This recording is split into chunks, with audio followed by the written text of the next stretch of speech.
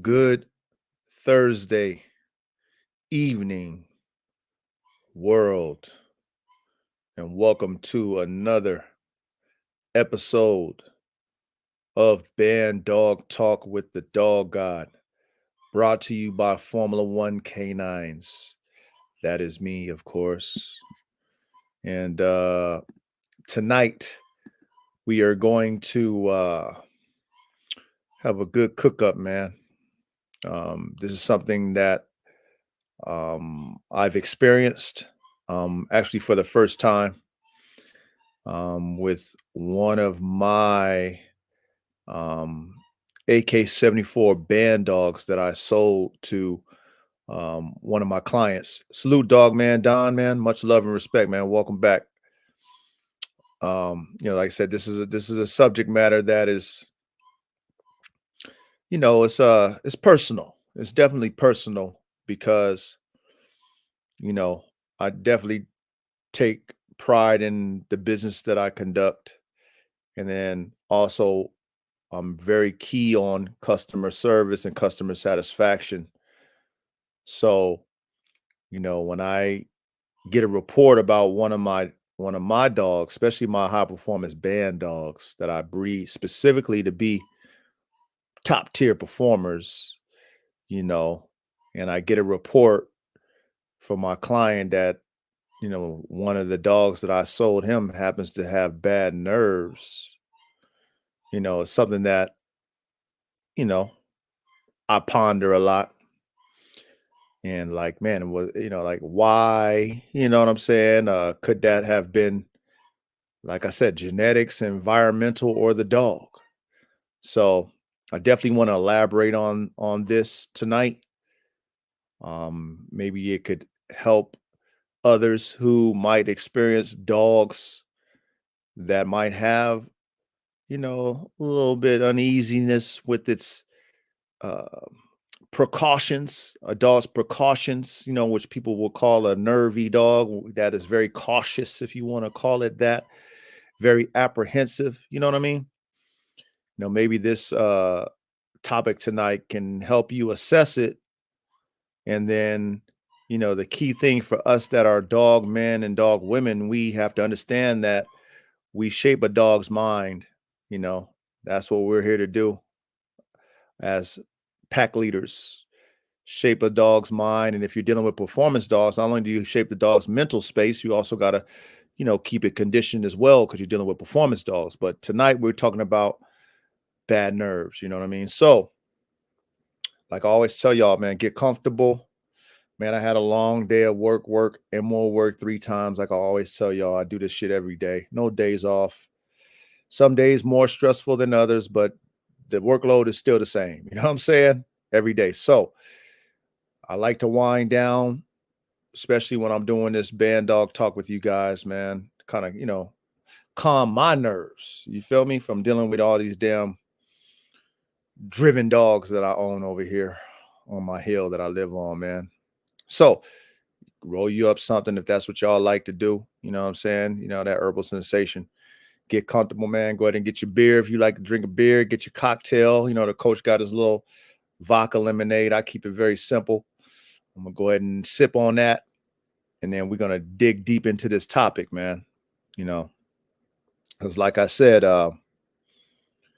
as breeders, if you're a breeder like myself, we try to match dogs to, get the maximum level of genetic characteristics when it comes to performance.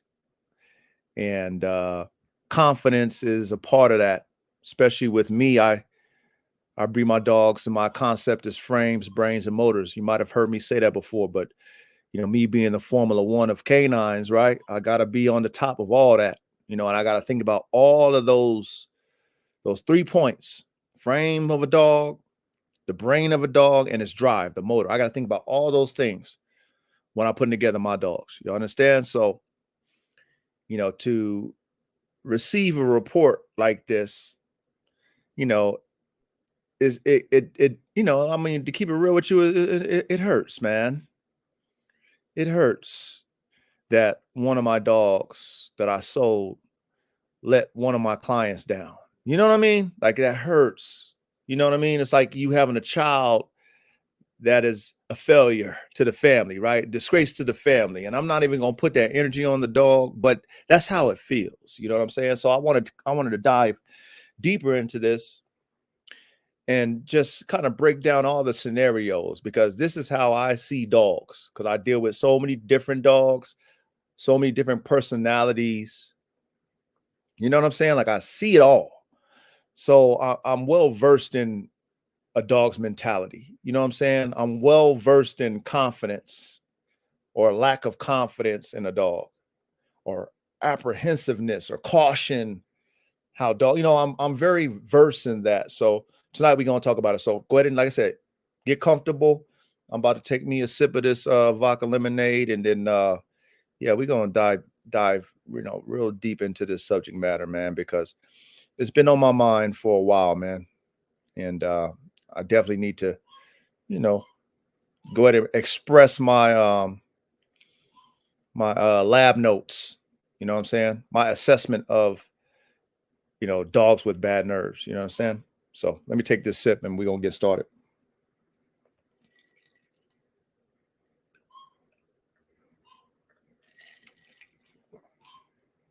If you hear a dog yiping in the background, you might not hear excuse me, you might not hear it, but you might hear it. Don't mind it. I've been, dealing with a sick puppy for the past man. I think it's going on like 2 weeks of this damn puppy, man. And if it wasn't for my wife, you know, being who she is, nature would have took its course on that puppy and it, probably would have died 2 weeks ago, be honest with you. But because, we're very experienced with dogs and even puppies, a lot of times you can save these puppies that nature would say, you don't deserve to live. You know what I'm saying? Because you got to have will to live. And not to say that he doesn't have a will to live, but he just been a problem, ever since, he's been acting sick. So now, he's kind of getting his little bearings back and he's been spoiled by my wife. And my wife is, still at work and whatever. She's out, whatever. But, now he want to be a little spoiled brat and make noises and stuff like that. So if you hear that, ignore it. You know what I'm saying? It's, life of the dog god, man. Everything plays when it comes to the dog god's life. So you might hear a little puppy over there yapping in the background, but just ignore that. So let me take another sip and we're going to get started.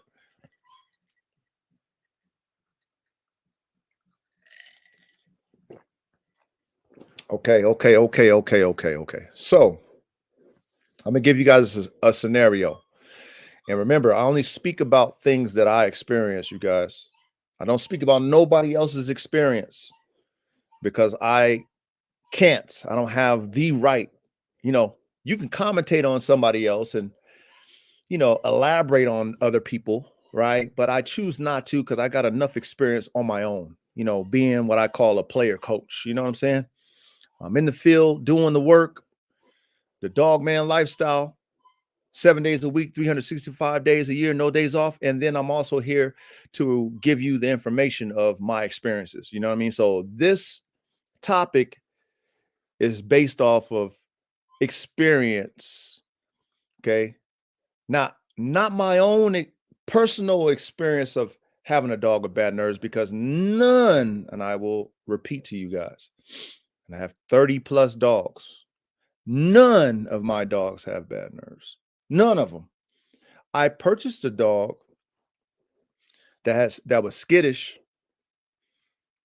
You know, I have purchased one dog in my life that when I got her, it was an American Bulldog. As soon as we got the bitch, from the car ride, from picking her up to the car ride until she finally passed away, which was unfortunate how she passed away. But she was skittish. So that was my first experience of any dog that I guess would be nervous, right? Skittish would be kind of like what a nervous dog would be in a sense. But hers was bad. You know what I'm saying? Like any interaction with me or my wife, You know what I mean? She was always having her tail tucked and stuff like that. And you know what I mean? So I had an experience with an outside dog that was that way, but I've never had a dog that I've owned, bought other than that one, or produced that was, not confident in itself. Okay. So I want to talk about this so that, you guys can understand how I analyze things and, put things into perspective because everything's very perspective based for me. So I have a client who reached out to me about one of my band dogs that I had available, which is my AK-74 band dogs.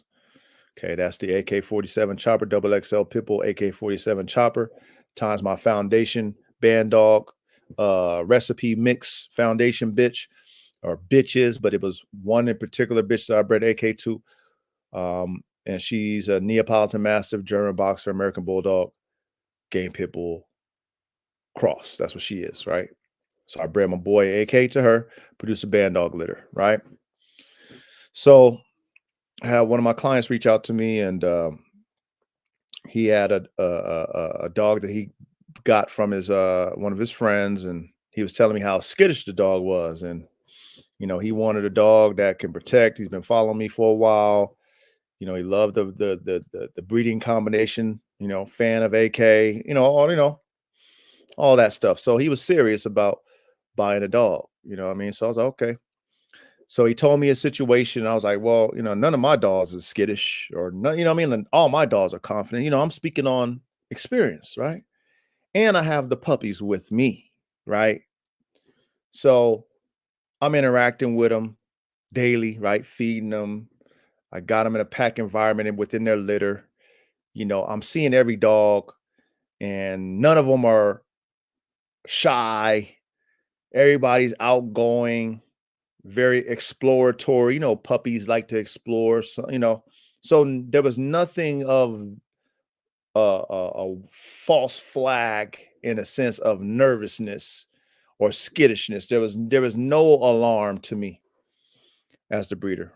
So I was very confident to tell my client, right? I mean, these dogs that I got ain't that way. You know what I'm saying? Like I deal with them on a daily basis. There's nothing, timid about them. They're very confident, right? So anyway, he was already excited about the AK-74 band dogs anyway because he's been following me. So he trusted me, but he needed a little time, right? To whatever, get everything. He wanted to sell that dog, get rid of that dog that he had, which was a puppy that was skittish, and then he was gonna, you know, come back and get the dog, right? So he put a deposit down. So he told me he would be ready to get the dog, within a few months or whatever. So by the time he got the dog was 5 months old. Okay, so I've had this dog in my possession for 5 months, and there's never been a situation where I seen anything like wrong with the dog's confidence, right? The dog never shied away from me, shied away from my wife, you know, always interacted with the pack. Okay. So the level of confidence in all the dogs I had, okay, so I had the litter that he came from, right? And there was a female and three males, including him in that litter. And I mixed the litter of XL Pitbull Dracos, and I put a French Bulldog in the pack. So I had like a nice little pack, okay, of my XL Pitbull Dracos and my AK-74 Bandogs with my French Bulldog. I had a high performance French Bulldog breeding. I actually do those, by the way, too. So they were all in a pack. See what I'm saying? And it was a very, very, very active pack. Just imagine all them type of dogs with drive and stuff like that. You know what I'm saying? And then my French Bulldog, who thought he was one of them. like real talk, because they were born around the same time, and then they was all raised together. You know what I mean? So I had a French bulldog dog that scuffled and scrapped with the big dogs. You know what I'm saying? And they respected him too, because you know what I mean. He thought he was one of them. You know what I mean? So anyway, I've never seen any glimpse of lack of confidence or what some would call bad nerves, right? Never. So my client, he's ready to get his dog, and you know, 5 months is, he's ready to get, flown out to my client, and he does, right? Goes on the plane the first time, leaves his pack. My client takes delivery of his dog. Now, when he gets his dog, and I always tell my clients the same thing that I've told y'all this before, like that first year, just love on your dog, man. Build your rapport with your dog that first year. Okay. It's very important that you do this. Okay. So he knows that. But of course, he gets a dog, he hits me back like, yeah, he's kind of like, he's not really opening up to me yet, And I was like, well, I mean, you got to give it some time, man, because, he's probably in shock because of where he was to now where he is. And of course, the dog is 5 months with me and his brothers and sisters in his pack. Now he's with you. He don't know you. He don't know. He's wondering where's his brothers and sisters at. Like, this, you got to understand the dog's psyche. You know what I'm saying? So I'm coaching my client, like, bro, you got to just, take your time with your boy here. You know what I'm saying? Like, just love on him, build the rapport with him, let him know, hey, it's all good. Hey, I'm your new pack. Hey. So, that's that. But let's say, couple months, 3 months. What's going on, Wide Weight Kennels, man? Salute to you, man. Welcome, welcome, man. We cooking tonight, man. This is a good subject matter too.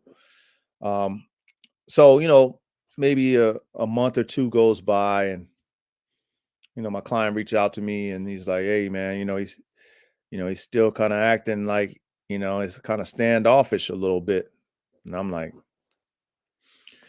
standoffish, really? He's like, yeah. I'm like, huh.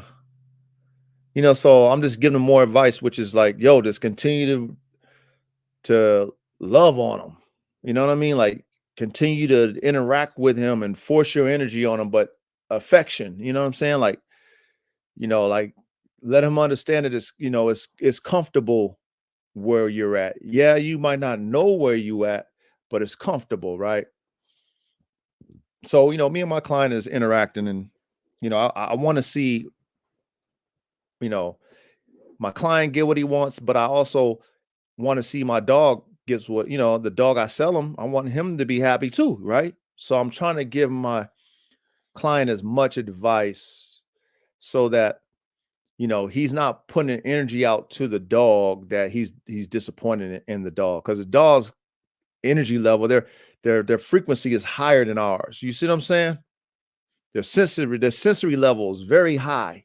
So they can sense when you're not pleased with them. You know what I'm saying? Or they can sense when you're disappointed. They can sense all these things. So I'm letting my client know, like, yo, just be patient with your boy, right? You know what I'm saying? Like, be patient with him, because he's trying to tell you something, but you obviously ain't seeing what he's trying. You're not comprehending what your dog's telling you. So over time, he keeps me posted and stuff like that. And, I'm praying really, like, come on, to my dog, like trying to send out a signal, right? Like, dog, come on, man. Don't you make us look bad, nigga. Excuse my language. Like, don't make us look bad, dog. Like, you know what I'm saying? You got your brothers, your sisters, you got your mom and your dad, you got me. Don't make us look bad. You know what I'm saying? Like, you didn't leave here like that. Now, I understand this. Hey, what's good with you? What's that? Young Ready 109 QGTM. Salute to your family. Oh, we cooking tonight. So I don't want to, like I said, I don't want to put that energy on my dog, but I'm like, yo, you representing us over here, right? That's what I'm thinking. I'm putting that energy out, like, come on, man, you can break through this. Now, watch this, y'all. I had a situation previous, same type of scenario where someone bought a dog from me that was older, about I think she was like 6 months. Okay. So I sold a dog that was 6 months old. Okay. To a brother in New York. Okay. One of AK's female, one of AK's daughter, my XL Pitbull Dracos. Okay. And he received her and she was acting the same kind of way, standoffish. She wasn't acting all like, I don't know. She was acting kind of standoffish. She wasn't fully wide open like how he's seen her with me. Right. And I was telling him, like, yo, these dogs, you got to take your time with them because they, especially with females, right?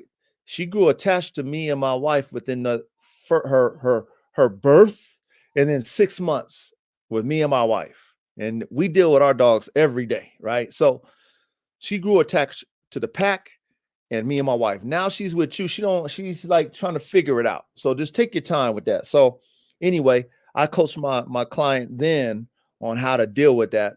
But then what helped him even take it to the level that he couldn't, like, that it would have took him longer to take it to, but what helped him is that he wanted to buy 2 dogs from me. You know what I'm saying? And he wanted a male off of AK-47 as well, right? So he bought a male. I had another litter that came probably maybe 2 months after he bought that 6-month-old female from me. And so he got that male. He bought a male. So he got that male at 8 weeks, right? So, of course, 8-week-old puppy is still a puppy in his mind. Don't know nothing. This is an 8-week puppy. So it's just, it's wide open. It ain't figured out anything. It's just wide open. So he get a brand new puppy, bring it into the camp, and then as soon as that puppy get there, that female sees competition. Then she's automatically like, okay, this puppy's here. I already know about the dog. I know about dogs. I've been in the pack. I'm gonna exude my authority over this puppy, and I'm gonna claim my territory with the man who is actually my new, daddy, and the environment that I'm in. So then the dog opened up. That's that fast, just because a puppy came. You know what I'm saying? Now the dog coming to him. Now the dog is, active. Now the dog is doing because of the other dog, right? So let's rewind. I just wanted to, bring that out there. Like, I've had a scenario where dogs kind of, shut down, and then there's something that opens them up. There's something that opens that shutdown mode in their mind. Okay, that happened to be another dog. Okay, which helped, my client, get the result that he wanted a lot faster. He could have did it himself. It would have took longer probably. However, that other dog brought it out the bitch. You know what I'm saying? So rewind back to the subject matter. So,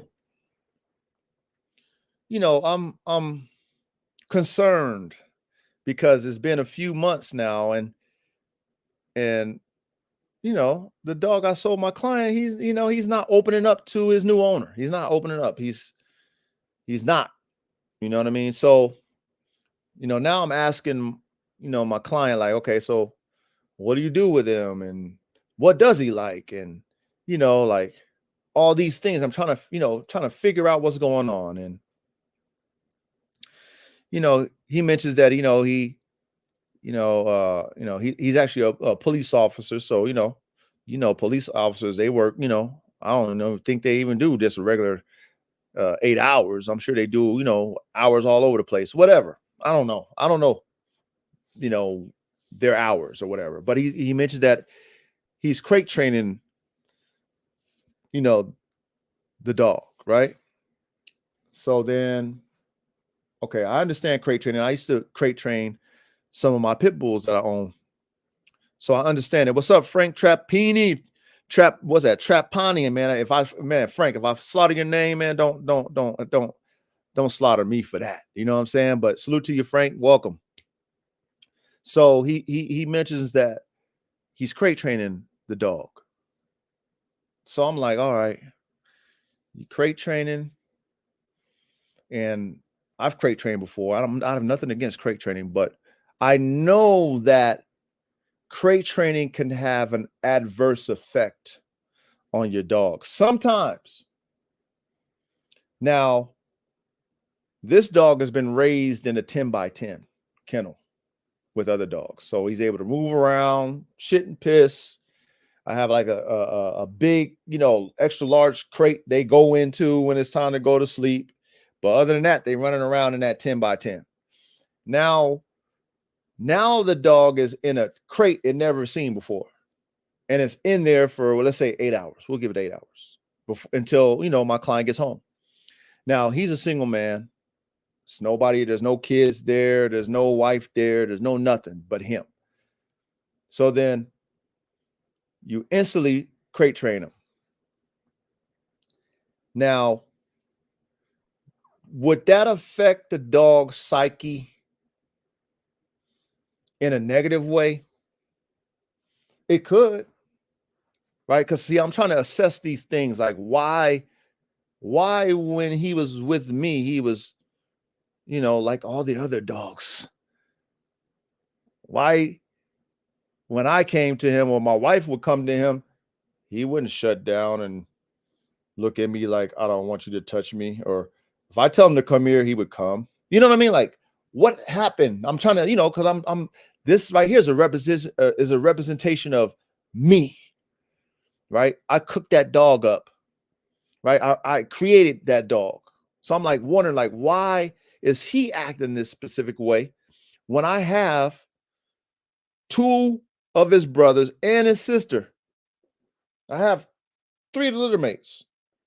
Okay. I had the mother. Okay. She passed away, unfortunately. Okay. And I have the father, AK. None of these dogs that I mentioned, the 3 siblings that I have, the mom and the dad, were ever nervous dogs. Ever. Okay. Just letting y'all know that. So I'm wondering, like, why is he acting this way in my mind? I'm trying to figure it out because I want to help my client because he paid his money for the dog and he wanted a dog to do a certain type of thing. So I know that I build them to do it. Okay. Frames, brains, and motors. But I'm wondering, like, why? So I'm just telling my client, like, be patient. He's telling me, like, hey, man, he won't even accept no food out my hand, or, I opened up the crate and he don't even want to come out, or I let him outside and then it's time to come in. He don't want to come in. And it's like all these things that he's telling me. I'm trying to figure out why, y'all. You feel what I'm talking about? Like I'm trying to help him, but of course I'm not there. So I'm trying to think like the dog, like, what is it? So then I tell my client, I say, look, you crate training him. That right there could be part of the problem. Okay. And the reason why that's part of the problem is that he was never in a crate for 5 months. Then all of a sudden he goes to you and he's in a crate. Okay. Now he's smart enough not to shit and piss in there, because it's, that's a small confinement to a dog who had a 10 by 10.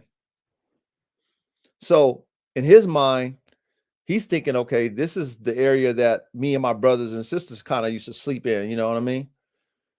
In a big old, I had a large crate. You know how dogs, when they sleep, they be all curled up together, warm each other up. So they, you could fit multiple dogs in there, but I never had a door on it. But anyway, he knows that that's where he would sleep at. But then when it was time for him to move around, and he had a whole 10 by 10 area to move around in and shit and piss, do what he had to do. Now this dog is stuck in this kennel for 8 hours. So then I'm thinking to myself, could that be the reason why the dog is very apprehensive? Is it seeing the crate as punishment? Is that the reason why the dog is shutting down? Because that's what I assessed, by trying to coach my client. My client who purchased this dog, like, I think your dog is shut down on you. He's trying to tell you something, but you don't understand his language. You don't understand the frequency that he's speaking on because he can't talk to you. But that could be the reason why. I said, what motivates your boy? What motivates him? He says, well, he likes to go for walks. Okay, cool. We got something. Okay. I said, what about treats? That's when he told me. He don't like to take food out my hands. Okay. I was, all right. I said, well, look, this is how you do that. This is how you do this with the food thing. I said, take him out, right? Close his kennel up so he doesn't have a place to go. Okay. Bring him towards you. Sit him down right next to you. Okay. Eat something right there in front of him. Eat something, let something that's going to tickle his nose. Eat something. Okay. Where he's going to be sniffing around like, a piece of meat, whatever. Okay. When you see him doing them sniffles and stuff like that, take that shit, hand it to him. If he don't take it out of your hand, drop it on the ground. Okay. See if he pick it up. Okay. And then as he picks it up, then you have to program these dogs, right? So I'm trying to teach my client how to program his dog. You know what I'm saying? The dog is looking to you for direction. You see what I'm saying? So I'm doing this to try to help my client, and also not only help my client, but I want to help my dog, because like, who's going to speak for the dog, right? Because obviously my client doesn't understand the dog. He doesn't understand what the dog's trying to say. So I'm trying to help him, find what motivates the dog. So then we got a motivation, which is walks. So he loves to go for walks, likes to be outside. That's good. That's a good thing. So my client actually had him in the backyard one day. He tells me this. And I guess he had a GPS collar on him too. So went to work. And then I guess the dog got out. He saw the dog off the premises and got out, right? So I guess the dog jumped the fence. No, he did jump the fence and was out. So luckily he had a GPS collar on him, and he, got him, found him or whatever.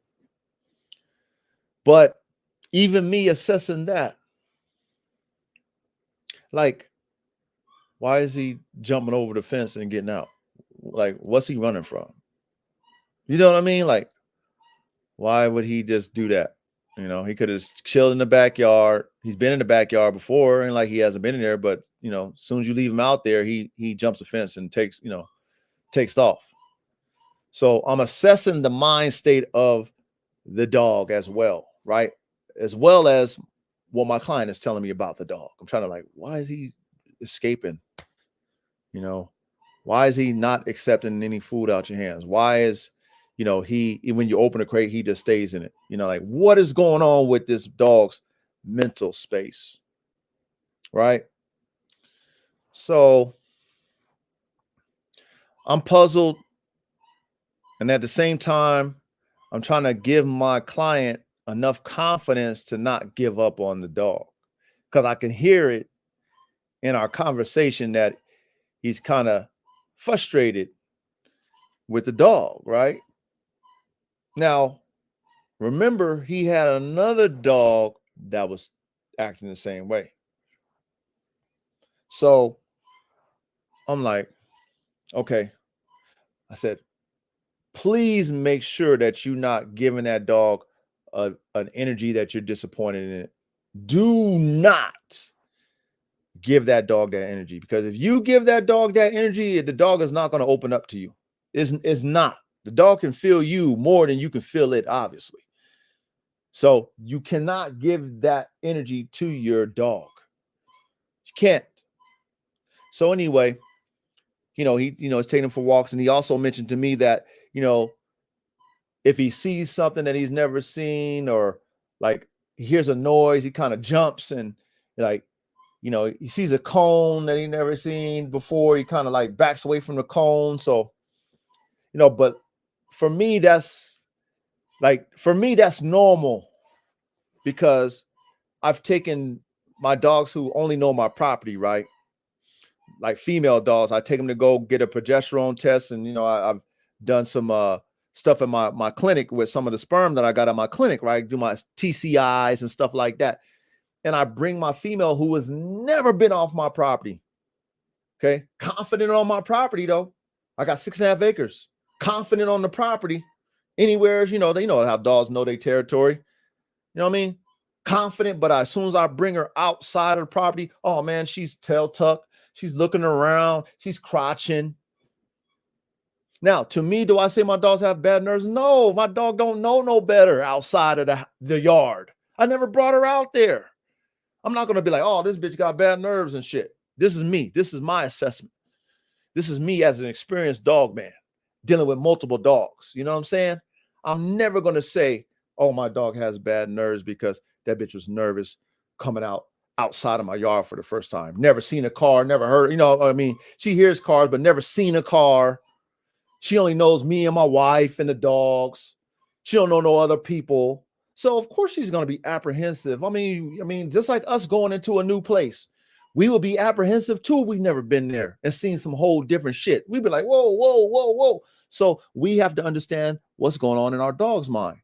Now, I had to take her a few times for the progesterone and things of that nature. And then as I took her the third time, she wasn't as apprehensive going into the vets, because dogs learn off of repetition, y'all. They learn off of reps. So anyway, when my client was telling me that, he kind of, hears something, Lee kind of, jumps back, or he's seen a cone, was kind of like nervous about the cone. I'm like, yeah, okay, I understand that. But if he ain't never seen that before, if he's always in a crate, right? He don't hear no sounds outside of the house other than when you take him out. So he loves to go for walks outside. So he's telling you he likes to be outside. He's telling you, I like to be outside. He's never seen a cone before, so he's apprehensive. To me, that's a dog. I like it. Like I said, I like a dog that thinks. I don't like a dumbass dog going to run into danger. That's not my kind of dog. Okay. Remember, frames, brains, and motors. So for me, if a dog is cautious about something and he never seen before, that dog is using his brain. He's supposed to be cautious. I've never introduced that dog to a fucking cone. The dog ain't never seen or a rock run past him. So of course he's going to be startled. So this is my common sense as an experienced dog man with multiple dogs. But then my client who's had dogs before, maybe who's had these dogs that were probably just confident off the top. I don't care what came across them. They ain't, they're not apprehensive about nothing. Anything come out, hey, cool. Okay, that's fine. But not all dogs are created equal. We know that. And some dogs are more apprehensive than other dogs. So I was just, encouraging my client, like, okay, well, don't trip on that. Continue to take him out. Show him that cone again. When he sees the cone, he's kind of apprehensive. Bring him to the cone. Even if he kind of holds back, bring him to, or put the cone to him. Say, it's okay. It's okay. It's okay. It's okay. It's a cone. Look. Rattle the cone. Like I'm giving him advice. Let the dog know it's okay, because the dog is looking for you to teach it. You supposed to imprint. That dog's a puppy. Imprint that cone is okay. I know you ain't never seen it before. It's not going to hurt you. Hey, that rock, that noise is okay. It's just a rock. Or when a leaf blow, you hear it, you kind of like startle. Hey, it's a leaf, whatever, right? So I'm coaching my dog, my client at, making sure that he doesn't give up on the dog. Because like I said to you guys, when the dog left me, none of the above I experienced. Okay. I sent my client seen the videos of the dog. There was no lack of confidence in that dog whatsoever. No lack of confidence. Okay. Then the dog shuts down when he comes to my client. So then it goes to the topic, right? As you see on the ticker, right? Is it genetics? Could be. Is it the environment? Could be. Or is it the dog itself? Just that particular dog, nervous as hell over everything, just because it's just the dog. Could be that too. Okay. So me assessing this because this is the first time a dog that I produce that I even either owned or sold had bad nerves. Because that's what my client stated that he had. Bad nerves, right? So like I said, I'm trying to figure this out. So I sold another one of his brothers to a client of mine that lives in Virginia. Now, he wanted a family companion that is going to protect his property and his family. That's what he wanted. That's why he wanted my Bandog, the AK-74 Bandog. Okay. Specifically told me that, coach, this is what I'm looking for. That's what I want, that dog. Okay. So he got his dog somewhere around the same time. I think he got his dog a month before my client got his dog. So his dog was 4 months. My client's was 5 months. Okay. Now, I remember my client that we're talking about with the dog that's got, bad nerves, right?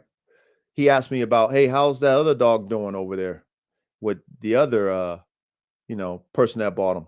I was like, oh, I mean, shit, he's cool. I sent him the DM that my client sent me about the dog, you know what I mean? Which was, all excellent reviews, confident, good with my kids, good with the family. I could take him to the dog park. Like, what? You take him you take the band dog to the dog, take him to the dog park. All, just total opposite of what my client who we're talking about is experiencing. Total opposite. Now, I told, my client that we're talking about right now with the nervous dog, I was like, look, the reason why that dog is acting differently than yours is because of the environment that that dog is in. Not only does he have the gentleman who bought the dog, right? My client who bought the dog, but he has his family involved with the dog. They're very hands-on with the dog, the kids, the wife, him.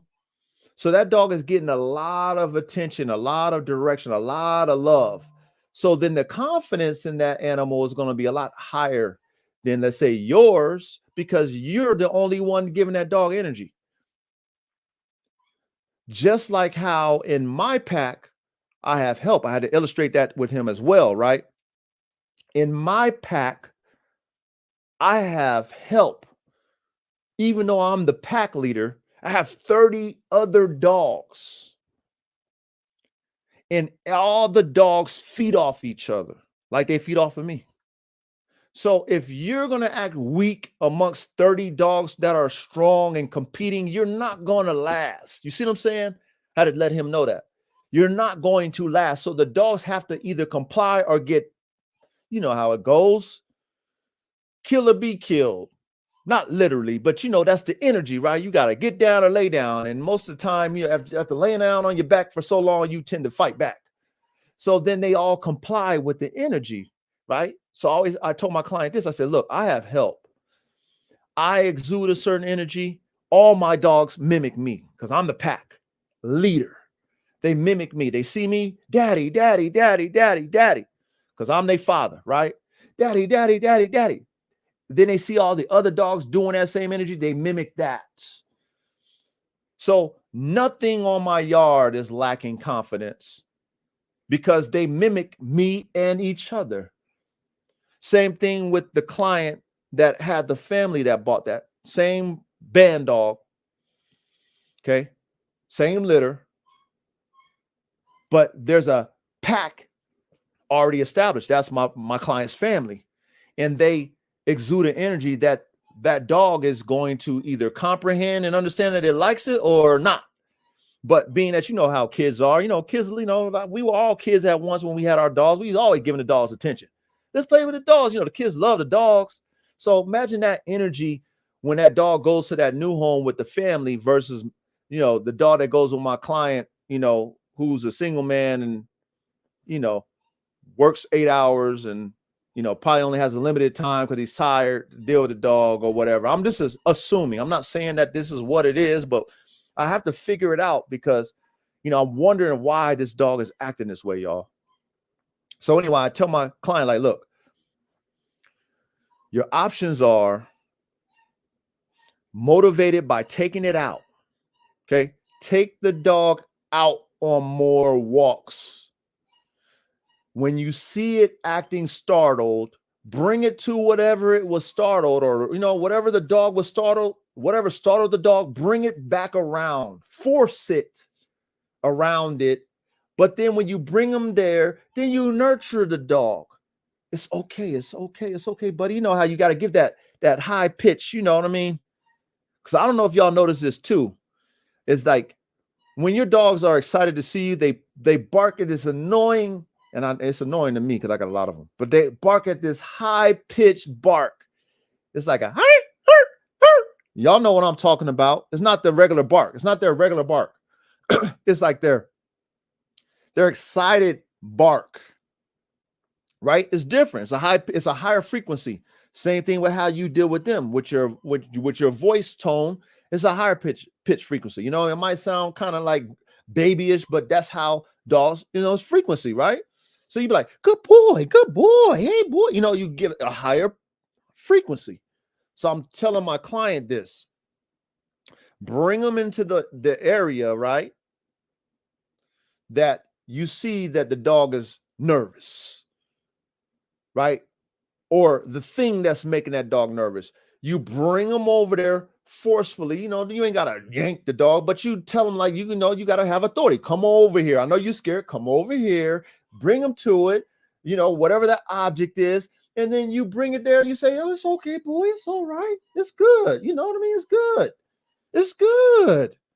You're fine. You know what I mean? Like, until the dog kind of calms down. You feel the dog's energy kind of relax a little bit. Good boy. And then you move on. But you do it repetitively to teach the dog that is okay. That you ain't got to be afraid of. Is it doing anything to you? No. You've never seen it before. I understand. But you're going to see it. So get used to it. The dog eventually, and y'all know this because that's how we train dogs, reps.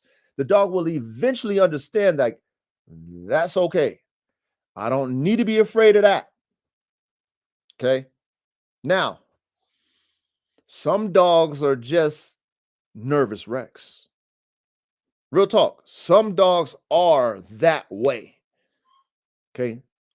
I can't say that is what his dog is because I don't own that dog anymore. It's not with me.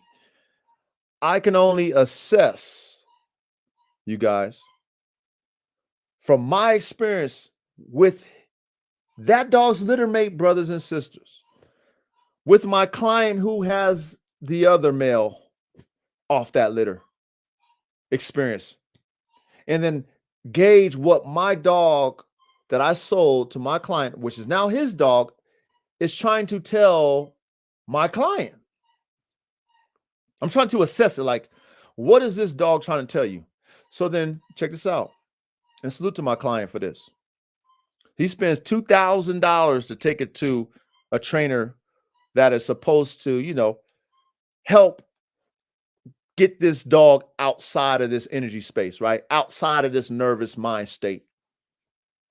Now, watch this. He also mentions this to me too, that when he takes him to like he'll take him into Home Depot or PetSmart, he's fine with people petting him and all kind of stuff, right?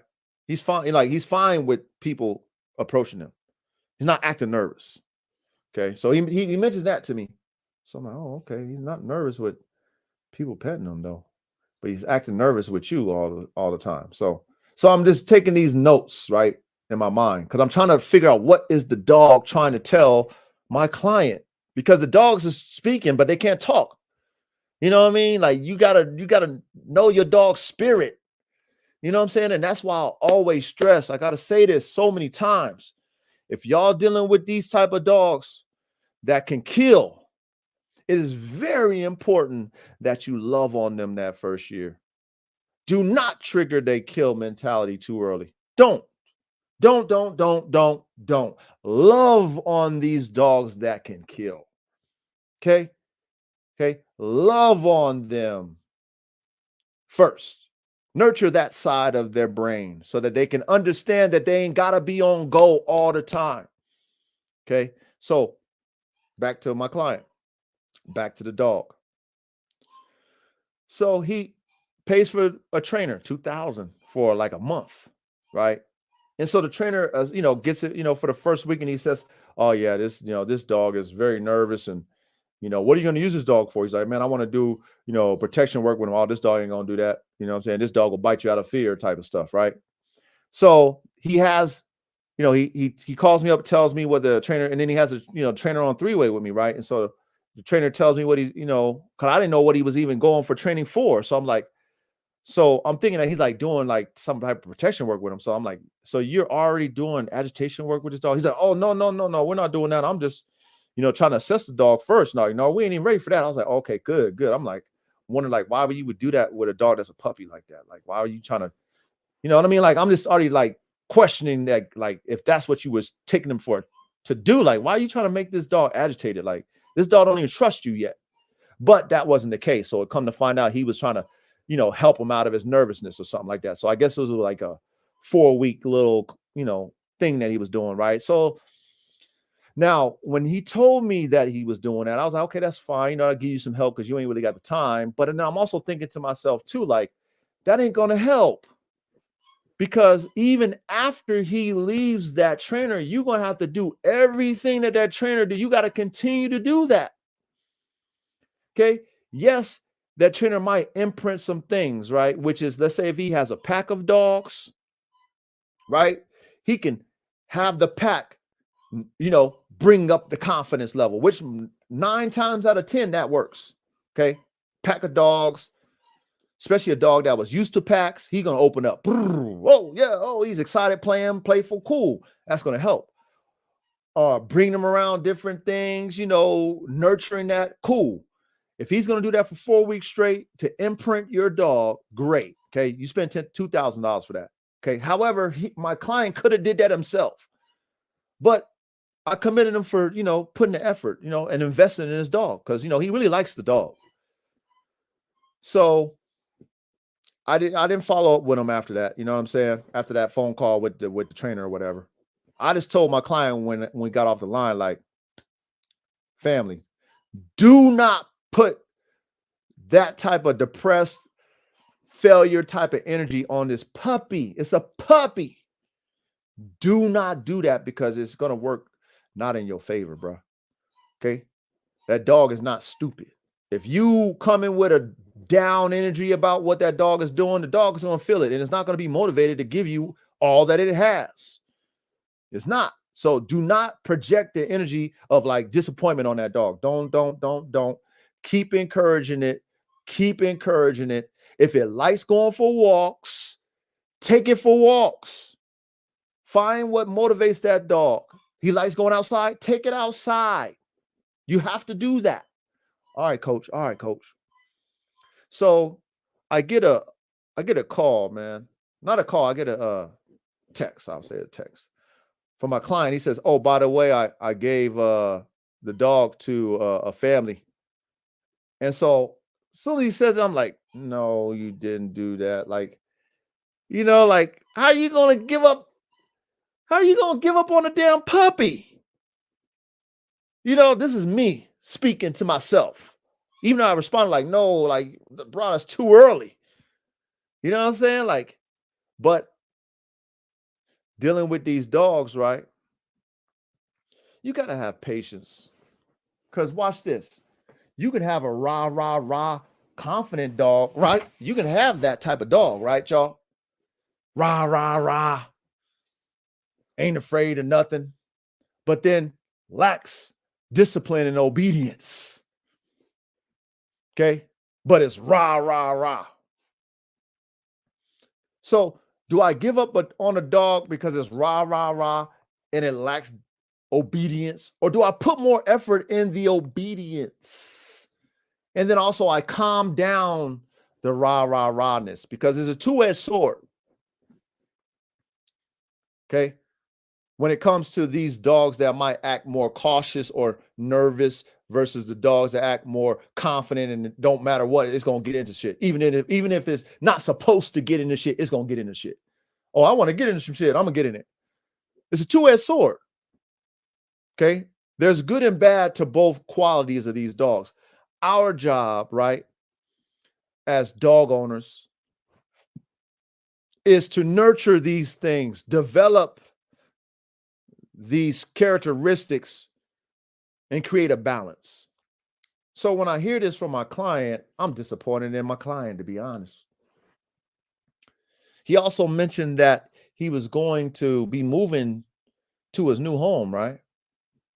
And he's going to have a yard and stuff.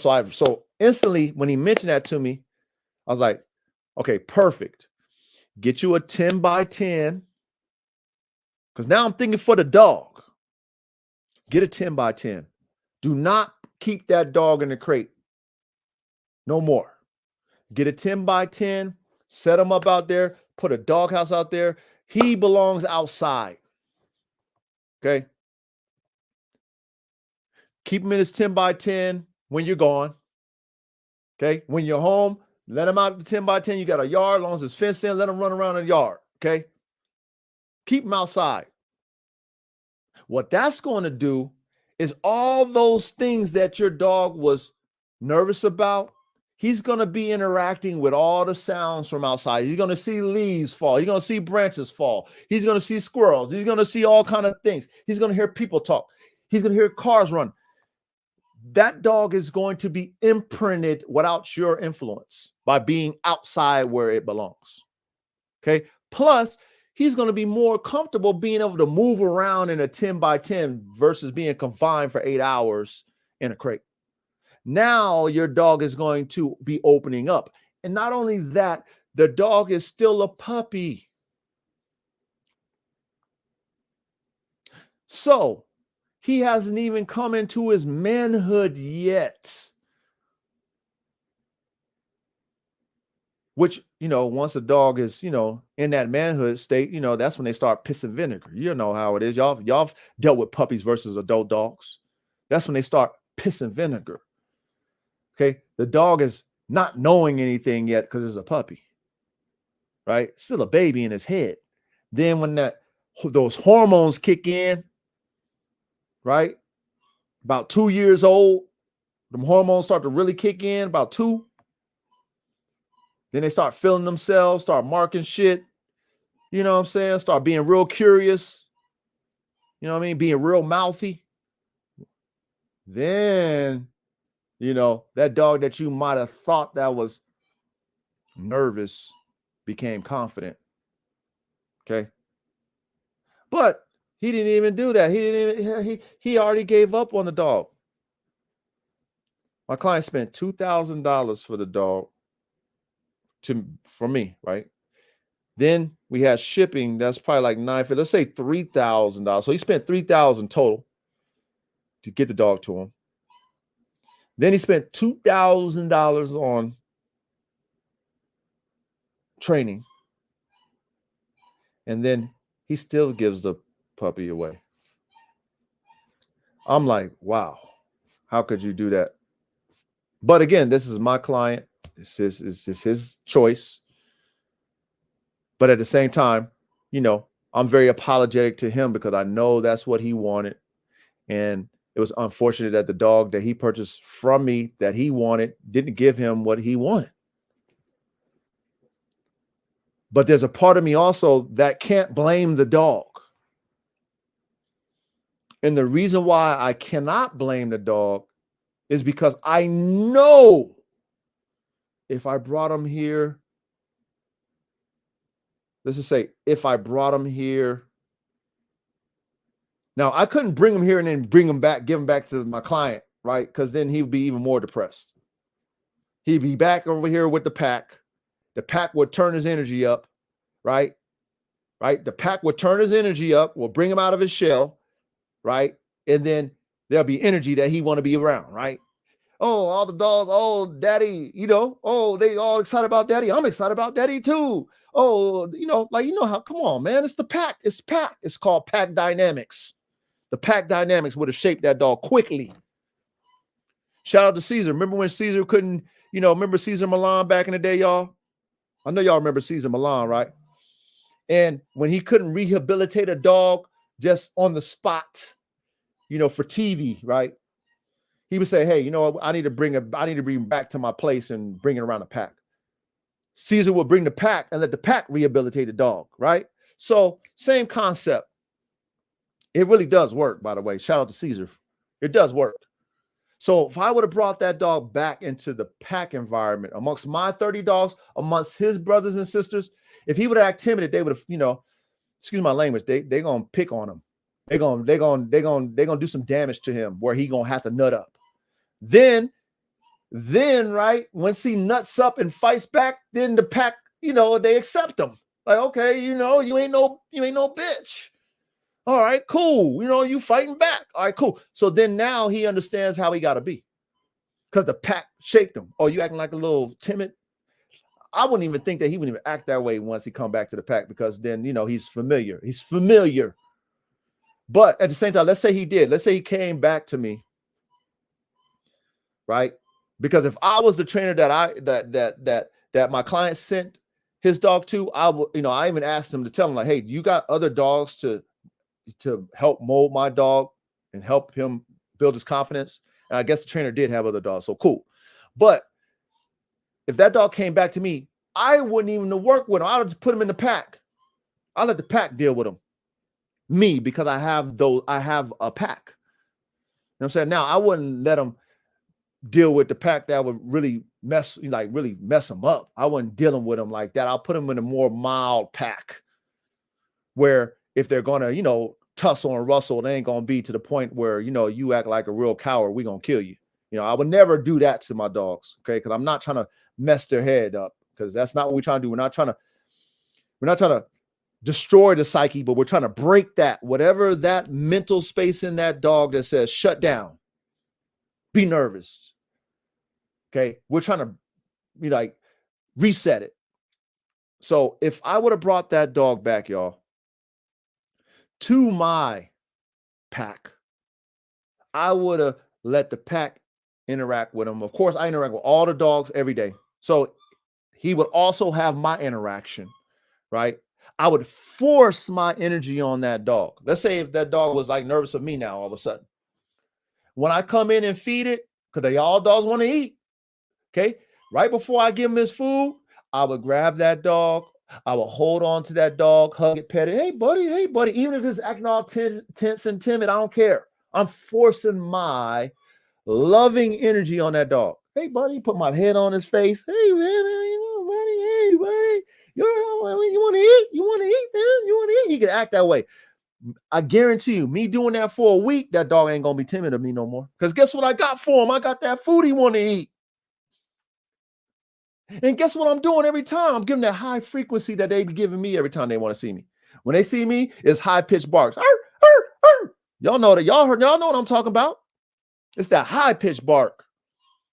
That excited bark, not that mean bark, not that roo, roo. It's that high pitch. They hitting soprano notes on us because they so happy to see daddy. Okay. So I'm giving them that same thing when I come in. Oh man, you ain't gonna be giving me that energy. Why are you giving me that? I'm feeding you, buddy. I'm giving you love. Man, that dog's gonna get it. Dogs ain't stupid unless it's really a dumb dog. And that's not a dumb dog, by the way. Okay. The dog he got ain't a dumb dog. Okay. So back to the topic, y'all. Okay, back to the topic. Is it genetics? No. The reason why I'm going to say no, because I have 3 of the siblings. I had 3. One of them passed away, unfortunately. Y'all can go see my my little thing that I had on AK-74, man. Rest in peace, AK-74, man. Unfortunate passing, man. That hurt, right? By the way. But anyway, I have 2, but I had 3 of them. Have 2. Have a male and a female. None of them, I got to stress to you, from day one, when they was born, to now at 1 year old, act any way close to nervous, timid. They're very confident dogs. They're very outgoing dogs.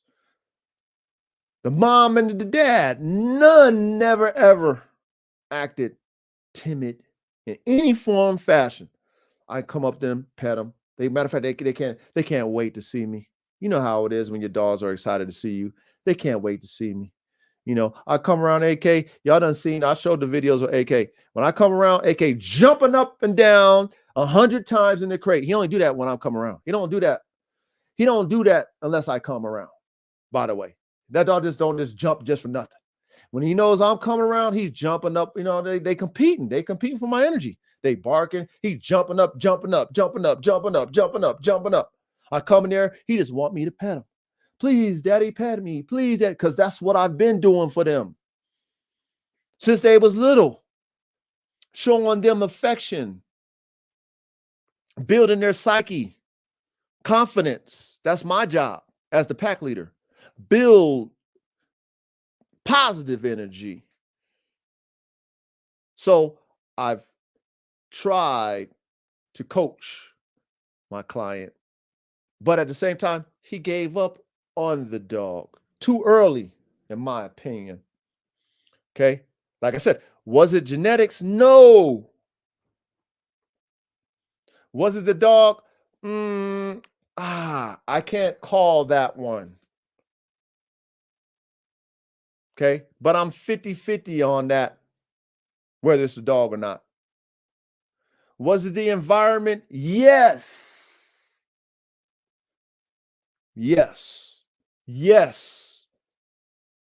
You know why?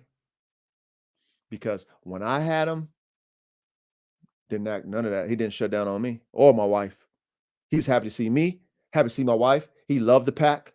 He never was shy. None of that. Okay. When I sold his littermate brother to another client, came from the same pack, had the same energy, went to my client in Virginia with his family, and he does not act nervous or shy. He's very confident. Got a personality and all, according to my client. Got a personality of his own. They love him. All that.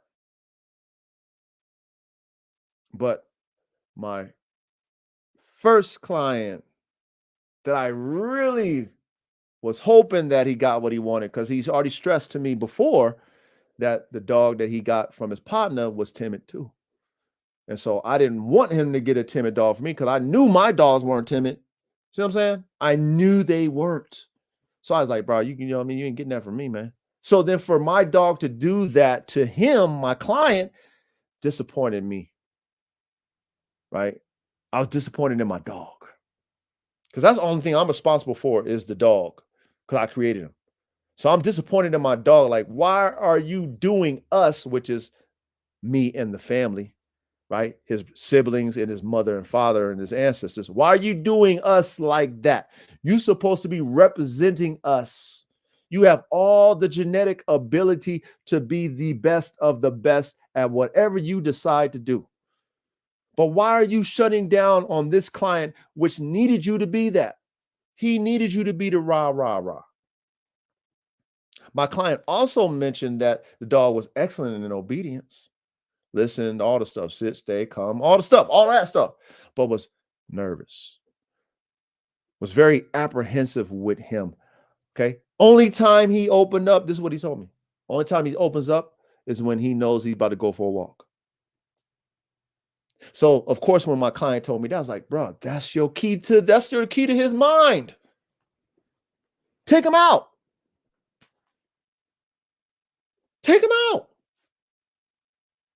Build your rapport, taking him out, doing something that he wants to do. Okay. And then when you get your new crib in February, take him out of the crate. Put him in a 10 by 10. He's telling you right now, he doesn't like that crate. He ain't got no other choice because you put him in it. But he's telling you psychologically, if you read your dog, that he's shutting down because he's not happy with being in his environment. He's not happy with that. So even when he sees you, which is the only familiar face that he has, he's still not happy. There's nothing else triggering his mind to be happy. So when you do have a treat, he doesn't want the treat because he's not happy. When you put him outside and you want him to come inside, he's not coming. He's not coming to you because he's telling you he don't want to go inside. He'd rather be outside. He's already thinking to himself, he got to go on the crate. Then when you go and you open up the crate door and you want to let him out, he doesn't come out. In his mind, he don't have no reason to come out. He's not happy. I mean, you guys following what I'm trying to tell y'all? You understand how we got to break this stuff down when we're dealing with dogs? Okay? We have to be smarter than the animal. You have to understand your dog's language. Because a lot of people assess dogs and they give them a false assessment. They don't give the dog a chance. So then my client spends $5,000 on this dog and then gives him away? How do you do that? How do you do that? With a puppy. So guess what? The positive thing out of all this, right? For the dog is that he's going to a family now. I promise you this, okay? That dog's psyche will change. Especially if that family has kids involved. I'm pretty sure they do because he said it went to a family. Guess what that dog is going to get from that family? Attention, love, affection, direction. Guess what's going to happen to that puppy's mind? It's going to open up and become what a dog is to mankind, which is what we call man's best friend. That's what's going to happen with that dog. That's still a puppy. Then when it becomes mature and starts pissing vinegar, that dog is going to protect that family with all its might, heart, body, and soul. Because all a dog wants from us is love and affection. That's all a dog wants from us. Attention, love, and affection. And that dog will lay down his life for you.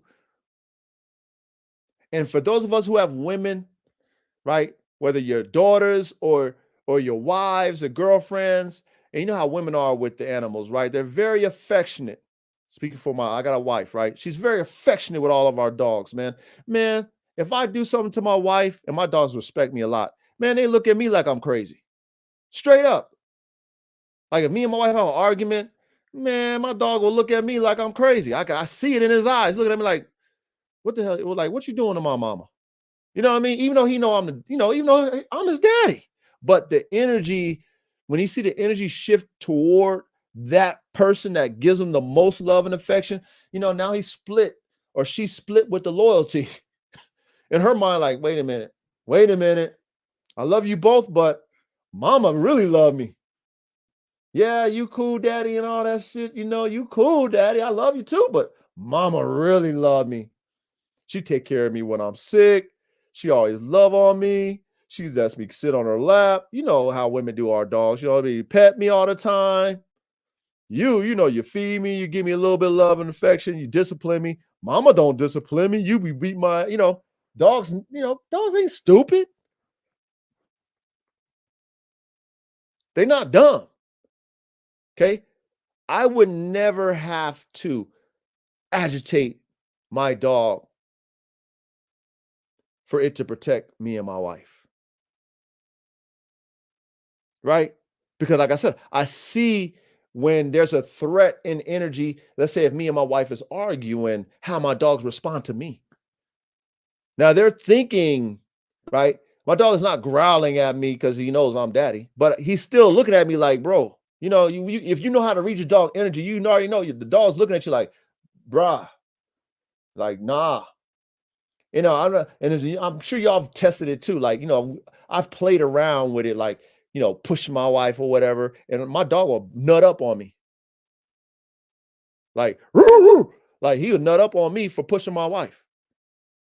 And that's only because she gives them all the extra credit, love that the females do. They do it to us as men. They do it to, the kids, right? If you got a loving wife that cares about you and your kids, your mother, your grandmother, you know how they give that nurturing love. They do that with the dogs too.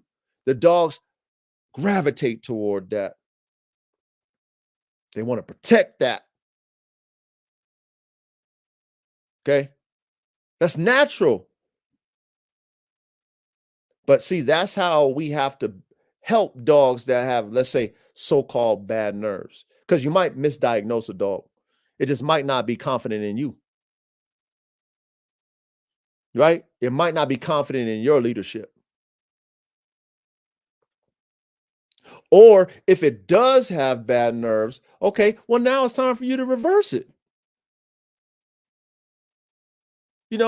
Reverse it. It's going to take time. Because if you're trying to have a dog that excels at everything, it's not going to excel at everything equally.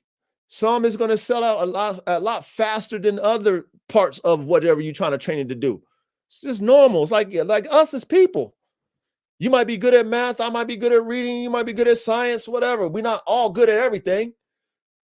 You know what I mean? We're good at certain things, but of course, we can learn how to be better at things that we don't necessarily excel at. Same thing with your dogs, y'all. Same thing with your dogs. If you are the pack leader, you are responsible for nurturing that dog's mind first. The easiest way to do this, y'all, is just love on the damn dog. Give it attention, love on it, force the love on it. Okay, I'm gonna give you an example. Okay, I don't know what's wrong with a puppy. I got a puppy right now, another puppy that I had to save, another one I had to save. Okay, now I don't know what was wrong with her that I had to save her, me and my wife, but we did save her. So ever since I brought her back into the pack, right? She's like almost like a nervous, not a nervous wreck, but I would say this. When she sees me come, then all the dogs is like attentive to, like, they'll look up, they see you, like, oh, it's daddy, right? They come up because they know they're gonna get fed. They come up, they show you themselves, right? The puppy will look at me and then she'll just run in circles, run in circles, run in circles, run in circles. So I'm thinking like, damn, that dog get retarded or something like that. So I'm already in my mind, I'm thinking like, this dog is probably retarded. You know what I'm saying? Just something's wrong with his mind or her mind. Maybe when she was sick, something happened, right? So I'm already thinking that. So you know what I do, right? So I grab the puppy and I force my energy on the puppy. And I try to make the dog, and the dog won't look at me. Like, the dog will just look over here, look over there. So I'm like, damn, this dog might be retarded, Like, for real, I'm thinking this. Like, this dog is probably retarded, man. But you know what I've been doing? I've been forcing my energy on that dog. Real talk. I make sure I pick her up and then I put her head and I put her face on my face to where she can't look around and stuff. And then over time, I've been doing this every time. I do this every day. Grab her because she go and feed. She run around. As soon as she see me, they'll run around run around in circles, run around in circles, run around in circles. Like, damn, bitch, what's wrong with you? Go and eat, come back. I grab her, look her in her face. She won't look me in the eye. She keep turning her face and stuff, turning her face. I put her face in my face to where, I force her to smell me and then she'll lick me. So because I've been doing this every day, now the dog looks forward to me grabbing her, even though she does her little running around every day. She'll go eat, whatever. But I make sure every day I got to grab her. So now she looks to it now. She still won't look me in my eyes. But if I put my face to her face, She'll give me the lick all the time. Now, she just might be slow in her development because of whatever her sickness was. I don't know what it was. But I'm imprinting that dog that is slower than her litter mates. I'm forcing my energy on a dog that might not comprehend my energy right now. Because that is my job as the pack leader. I'm supposed to direct these dogs. If I see something I don't like for example, my dogs fight and they don't reconcile, I discipline my dogs. I don't allow fighting without reconciliation because I don't want to pay for the vet bills and I don't want dead dogs. Okay? And I have killers. I breed high performance dogs. I have high prey driven dogs. So when I see them fight, everybody gets an ass whooping in the fight. Not only that one that got his ass beat and the one that won, both of y'all getting beat from me. Okay? Now, this is not animal cruelty, you guys. This is how dogs interact, right? If dogs have a confrontation, they scrap. They scrap. I ain't biting no dog. You know what I'm saying? I'm definitely going to make you feel my energy. However I decide to do that, you're going to feel that I'm not happy with you.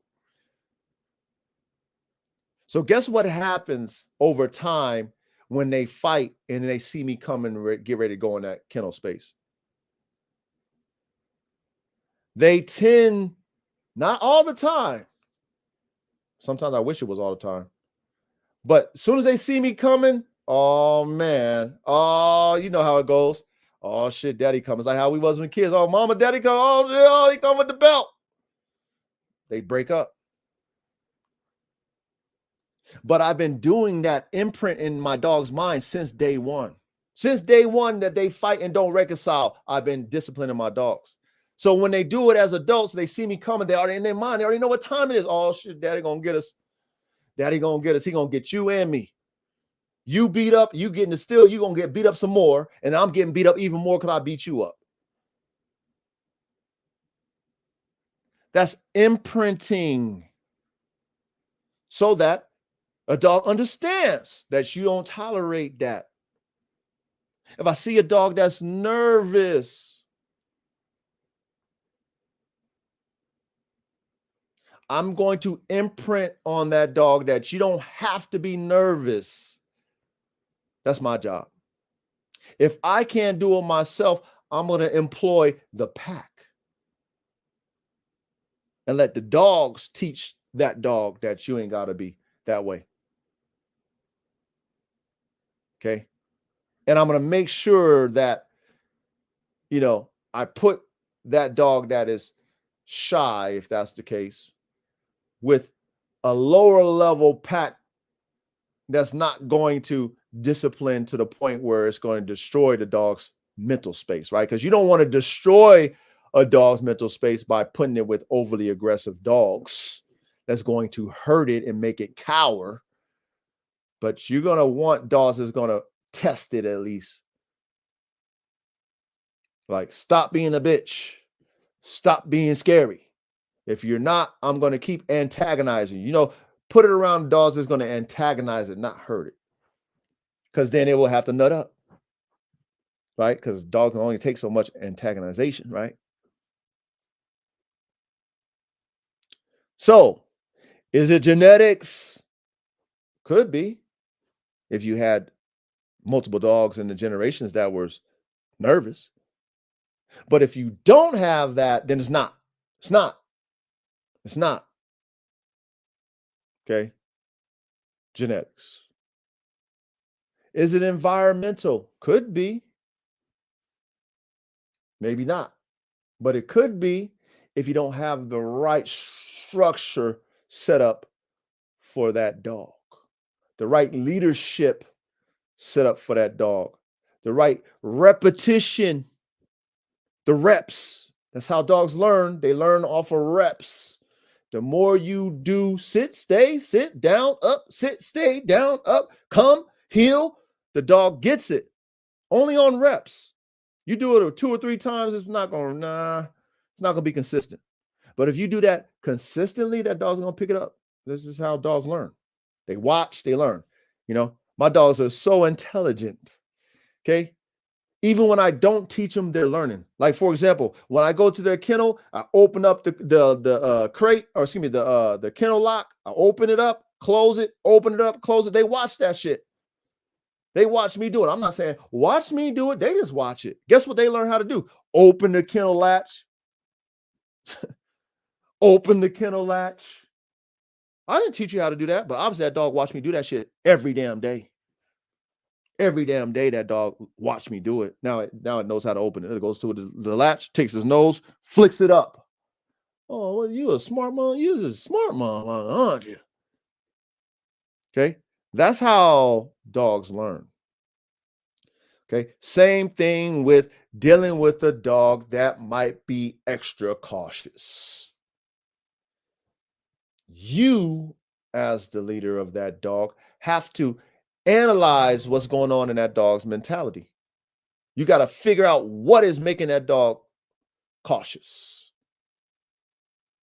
Why is the dog shutting down? You, as the leader, have to figure it out first. You got to figure it out first. Okay. Once you figure it out, then you have to work on building whatever that thing that you figured out was the problem. You got to build that up now. You got to correct that, build it up. Puppies are easy. It's harder to make an older dog do this, right? A mature dog do this because they're kind of set in their ways. Not to say that you can't do it. It's harder. A puppy is easier because they're still learning. They're still looking to learn. That's how they develop. They're looking to learn. Like, for example, if you put a dog in a backyard and never gave it no attention, it's going to learn on its own off of his environment in the backyard. It's going to be unruly. You're not going to be able to control it because you never imprinted anything on it. It imprinted itself. So is it going to listen to you? No, of course not. Of course it's not going to listen to you. But a puppy is looking for you to teach it. Just like it looks for its mother to teach or its daddy to teach or the pack to teach it. They look for that. Okay. I done had plenty of puppies. I done raised plenty of puppies. I know how a pack dynamic works. I see it. I see it all the time. And they learn from each other. They watch, they compete. They learn. Okay. They want something, they'll do whatever it takes to get it. Motivation, right? We figure out how to drive what drives the dog, what motivates it, get them to do what we wanted to do, right? Same thing with a dog's psyche. Okay. So, am I disappointed in my dog? Yeah. Yes. Am I disappointed in my client? Yes. Yeah. I'm disappointed in the both of them. Because me being a dog man, I would have never gave up on the dog. Especially when I know that it excelled at things it wanted to excel at. Because I know then that the dog is choosing to be this way. It's a choice. Not like it can't help itself because it's a dumbass dog, right? It's not like it's dumb and it can't learn. Like, no, it excelled at what it wants to excel at.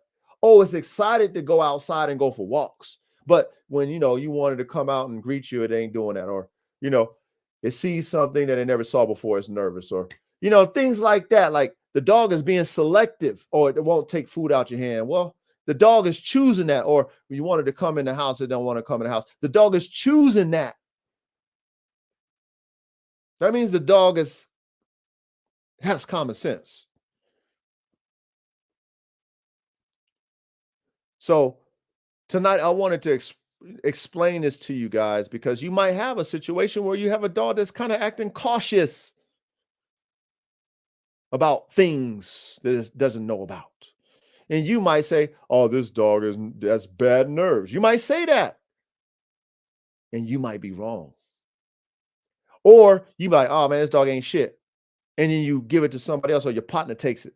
And now that dog's acting totally different. Your partner's like, yo, this dog is Excellent. This dog does everything. And you're like, well, that dog didn't do that with me. Well, shit, who's the problem now? Is it the dog? Because your partner got it and got that dog to do everything that you couldn't get that dog to do. And see, when we dealing with these performance dogs, a lot of people make this mistake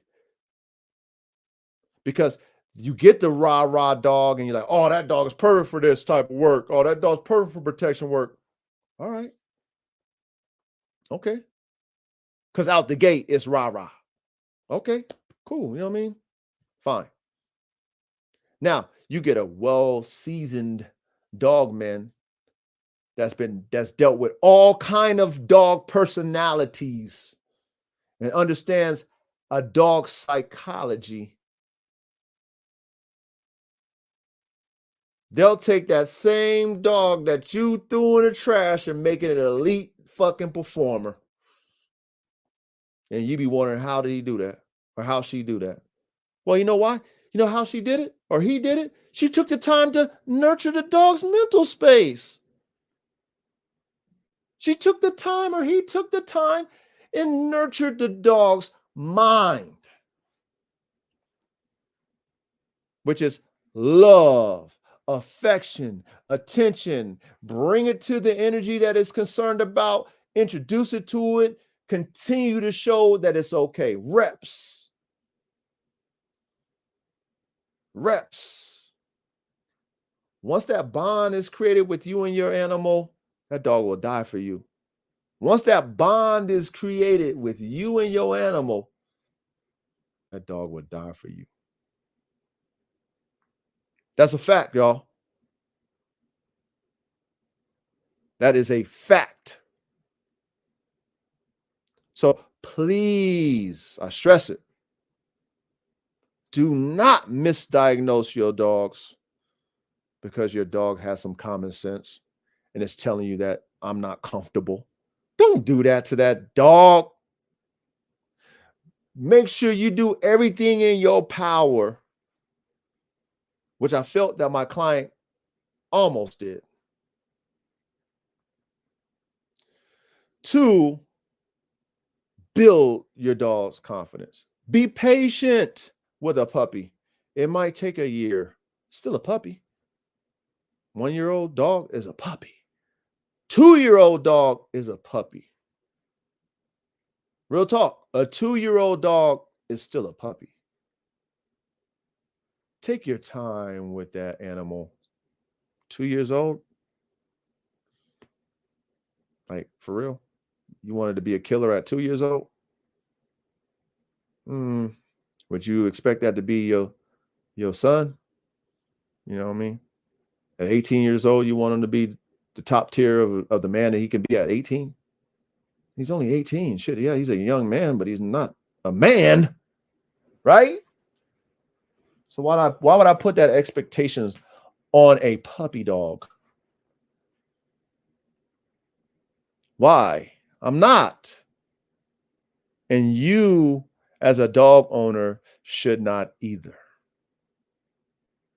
Especially when you're dealing with a performance dog. Especially when you're dealing with a band dog that could kill a person or a prey. Don't do it. Because we talked about this before about liabilities. You'll create a liability. Okay. And I would hate for what we're doing with these band dogs to be banned as soon as we get that thing popular and get it, get the band dog where it's ringing and everybody like, ooh, I want one of those. Ooh, I like that. Oh. And then get it banned. As soon as that stuff starts to take off, get it banned because it's in the wrong hands. People don't understand how to deal with those type of dogs, right? I would hate for that to happen. Okay. Even though I see it happening. Hate to say it though.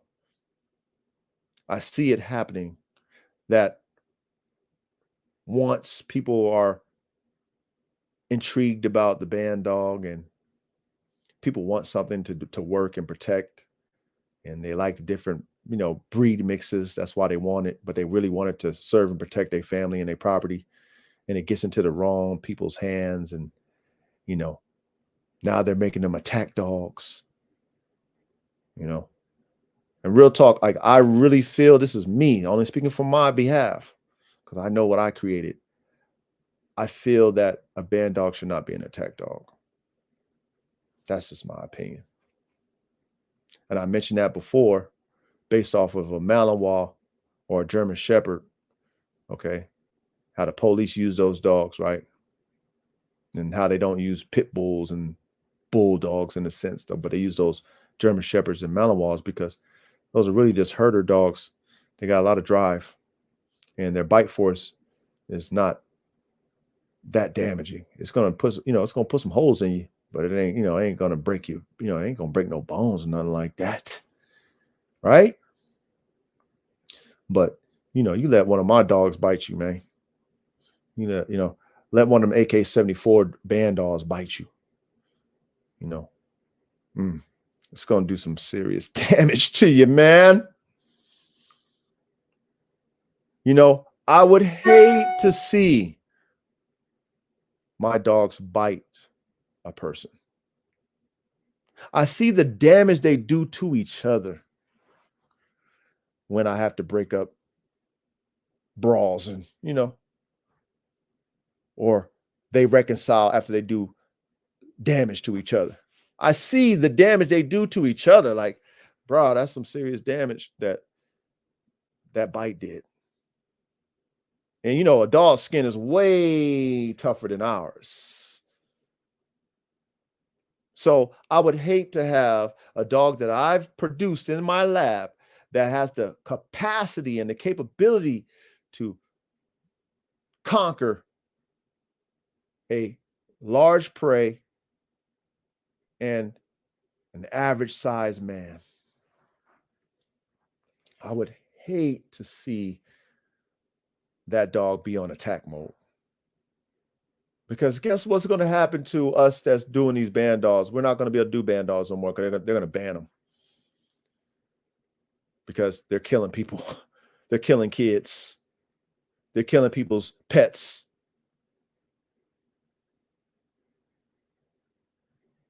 So when you do have a dog that is apprehensive, cautious, you might call it nervous, but if that dog was rah, rah, rah, what kind of problems it could cause you. Okay. Be happy that you got a dog that thinks before it does it. That doesn't just snap at things because it's scared or doesn't like something, so it just growls at it and wants to attack it. Be happy that you got a dog that thinks first. Okay. Don't throw it in the trash. Oh man, I needed to be rah, rah, rah. Don't do that to yourself. Because that's a two-edged sword that you can't come back from. That is a two-edged sword that you can't come back from when your dog is rah, rah, rah, and then it maims somebody. Because it's rah, rah, rah. Okay, remember the last episode, on-off switch? I know y'all remember that. So, oh man. Like I said, my first dog I sold to my client that disappointed me, man. You know what I mean? He disappointed me because I really wanted my client to be happy. He told me exactly what he wanted, and the dog failed him. And then he failed us, his family. So I just hope and pray for my dog's sake, right? Because my client already moved on. But for my dog's sake, that he finds that family to be comfortable enough for him to be himself. Because obviously that dog wasn't himself with my client. He wasn't comfortable with my client for whatever reason. I don't know. Nervous. What? Nervous? How was he nervous? He wasn't acting nervous when I had him. You know what I'm saying? He loved when me and my wife showed him affection and touched him. But he was not in that same environment that he's in with my client, though. That would make him shut down. That would make that puppy shut down. Like, where's my brothers and sisters at? Why am I in this crate? I don't see my new owner till later on, and maybe it's an hour or so. I don't know. I don't know what's going on in my dog's mind, but I would just hope that now that he's in this new situation, I even told my client this, make sure you keep contact with that family so that you can see how he's acting with them. I would love to know. But I would bet on it, y'all, that because he's in a family environment where kids are going to be involved, which kids are not going to have an expectation on him as a puppy. All they want to do is play and pet him and love on him. That's going to open that dog up. That's going to open that dog up. Just what I was trying to tell my client to do with that dog. Love on him, man. Show him affection. Force your loving energy on him. Build his confidence and watch him come out of that shell. Okay. I also suggested, I said, hey, man, you might need some help. So you might need to get another dog. He's like, well, maybe this dog ain't for me. I'm like, okay, well, hey, I'm just giving you options, man. Because if he had another dog, then that other dog would have did it for him. He wouldn't have to do no work. The other dog would have brought him out of that shell because of the competitive, how dogs compete. That would have brought him out. That would have been a flip for him. Boom. Okay, but then that's still different energy. You know what I mean? That dog's motivated by the other dog. It's not motivated by my client. You know what I mean? The other dog motivates him now. You're supposed to motivate that dog. The other dog is only supposed to be help. And they're supposed to be mimicking you, right? Because you're the pack leader. Because that's what my dogs, they mimic me, the dog god. They know I don't play. They know my energy. They know I care about them. Okay? They know I discipline them. They mimic that with each other. All that I am is all my dogs. They copy me. In spirit, they copy me. My actions, they copy it. Like when I'm upset, my dogs are extra like rowdy, which is a trip, right? That your dogs know when you're upset. They extra rowdy, a little bit louder, a little bit more commotion. Of course, I'm even more pissed off when they do that, but they respond off of that. When I come through with a low frequency,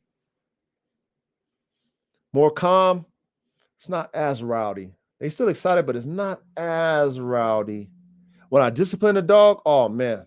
When I'm disciplining one of my dogs or whatever, man, it's Animal House. Dogs are going crazy because the dog's getting disciplined. If a dog gets out, the dogs is telling. Right? They telling. Ooh, this dog is out. What you doing now? They going crazy. It's crazy. So your dogs is mimicking the energy that's around them. They're mimicking that. So you as the pack leader, you have to give that energy that dog needs to mimic. So if that dog is lacking confidence or shows you bad nerves, you need to give it that confidence that it lacks.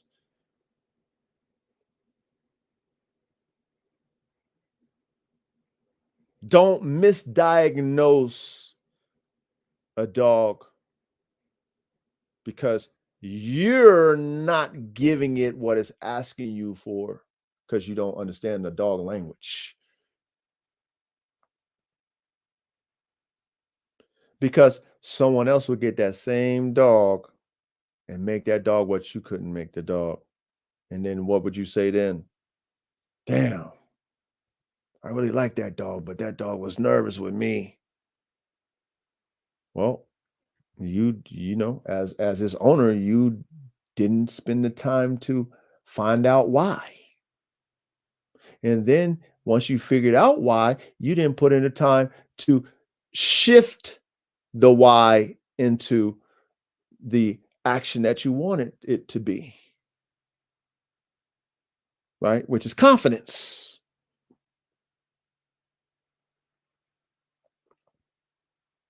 Okay.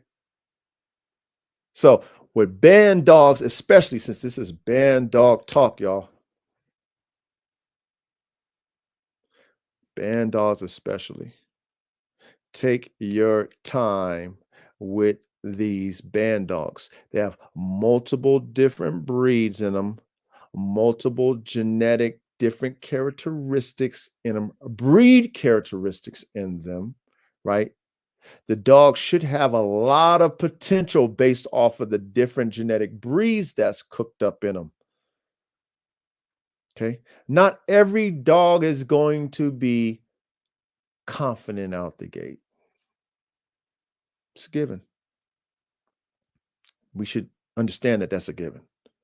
But as dog men and women, experienced hopefully that you are, it is your job to assess your puppies and put forth the energy that is necessary to bring those dogs to their maximum potential. Because, like I said, you can have a dog that's extra raw, confident, but lacks obedience, right? Or you can have a dog that's not as confident, but excels at obedience, right?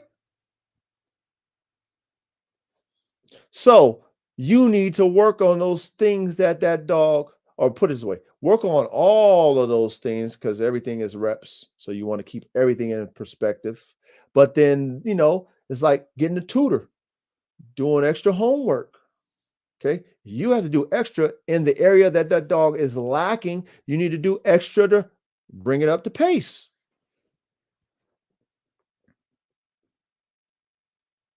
Okay. Do that before we diagnose a dog that, oh, it's just this and oh, it's just that. Excuse me. Like, do that first. Please, you guys. Like I'm giving you guys in the field data because I've had I have and I've had a lot of dogs. I've done seen all types of personalities. And for that example that I told you with the dog that I purchased that was skittish, I gave up on that dog as soon as I bought it. I didn't like the dog. So I never put any energy toward it because I didn't like the way it was acting towards me. Like, why are you acting that way toward me? I mean, I'm feeding you. Why won't you come to me? I'm feeding you. Why are you cowering out when I come around? I don't. And so I didn't like her, but I mean, I did her an injustice because I didn't put the time in. You understand what I'm saying, y'all? Because I didn't like her. She knew I didn't like her since day one. But I had to learn. You see what I'm saying? I had to learn because that was my first time dealing with a dog with that type of energy. So I did her an injustice. She was looking for me to help her through that. I didn't like her like that, so I didn't even put no effort toward her. Period. Because I didn't like it. I didn't like it. I already diagnosed her as skittish. I was like, oh, I don't like you. But she was a puppy, right? She's a puppy. Who's going to help her out of that state of mind? If I'm her owner, but at the same time, I'm not putting no work in. But guess what, y'all? Around the pack, she didn't act, she wasn't scary around the pack, though. She wasn't scary around the pack, though. Around other dogs, oh man, tail up, wagging, barking, going crazy, doing everything they doing. Everything. Soon as I come around, tail down, tucked away, hiding and shit. Like, what the fuck? Why you acting like this toward me? I ain't do nothing to you. Oh, I don't like you. I don't like you, bitch. So, you know, that was my lesson I had to learn. Okay. So, from that lesson, because everything that I've had after that, okay, has come with a level of understanding that I'm their, daddy and I'm good, right? They look to me to give direction. So I give it to them, right? The dog shows me, hey, I want you to give me direction. I give it to him. However, because I understand certain dogs need that direction first before they give me the, hey, I'm going to follow you. Now I know I have to put in some work with dogs that are not as kind of like how I was giving you an example with that dog that I feel is kind of like slow, maybe a little off in the mind. Okay. Normally you would say, I'm gonna call this bitch,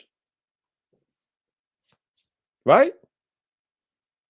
Pet home or whatever. But me, I'm just gonna work on this bitch a little bit more because she's not dumb. She's kind of loopy, but she's not dumb. She knows how to drink water. She knows how to eat. You know what I'm saying? She knows who I am because she looks at me, but then she does her little crazy loopy stuff. I'm going to imprint her what I want. I'm going to imprint it on her little young mind now. Okay. I'm not going to sell her because, why would I sell that type of dog to a client? They're not going to put in the work that I'm going to put in. They don't understand the dog psyche like the dog God do. They've never dealt with multiple different type of dog personalities like the dog God has. So I'm going to keep her and then I'm going to use her to learn from. She still might be loopy her whole life. However, if I can get her to relate and get better and better and better versus giving up on her or giving her to a pet home that won't know how to deal with her mentally, then I'm doing her an injustice. And then for me as a dog man, I'm not able to learn how to deal with all different types of dog mentalities.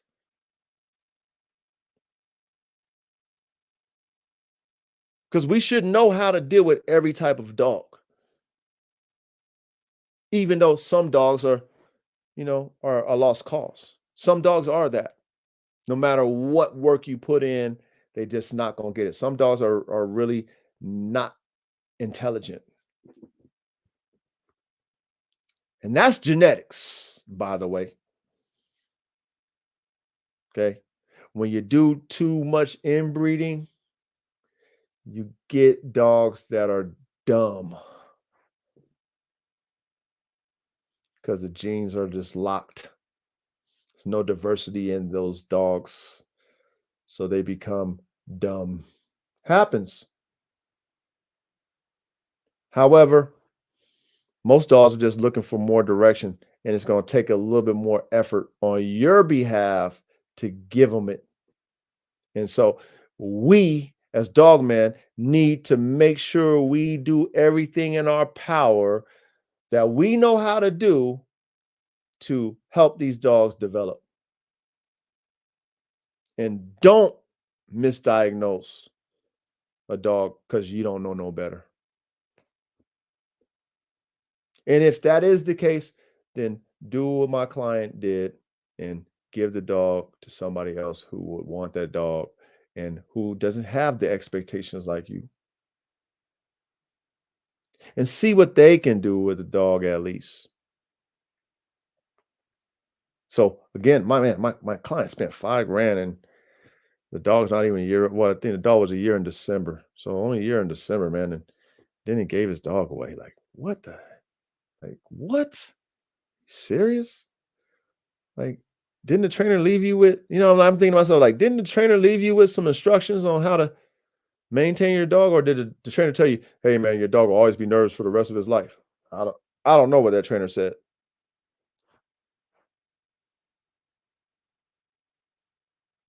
But like I said, I know when the dog left me, y'all, didn't act that way. Not one bit. Was nothing nervous about that dog. If that dog came in the pack, came over here nervous, the pack would get the dog right. If I was by myself, I would get the dog right. Okay. Because I know the reps that I got to put in with the dog to build its psyche. I need to make the dog confident in me as its leader. How do you do that? You be affectionate with the dog. Do like how your women are with you and how the women are with your kids. Do the same thing with your dog. You nervous, doggy? Come here. Come by me. Come over here. You know what I mean? Oh, you don't want to come? I'm putting you over here. I'm just gonna pet you. You're gonna stand right here. I'm gonna pet you, love you. You know what I'm saying? Oh, you don't want to take no food out of my hand? I'm gonna eat around you. I'm gonna eat some steak, some chicken. Where your nose, them dogs gonna have that toucan Sam nose, man. Oh, what you sniffing around for? Oh, you like that smell, huh? Okay. Oh, you don't want to take it? Okay, cool. I'm gonna keep eating around you. Oh, I'm gonna drop something on the ground. Oh, you looking at it? Oh, you want to take it? Go ahead. And it looks at you, see if it's cool, then it goes down there and eats it. Oh, you like that? Come on, man, puppy. I mean, that's dog imprinting.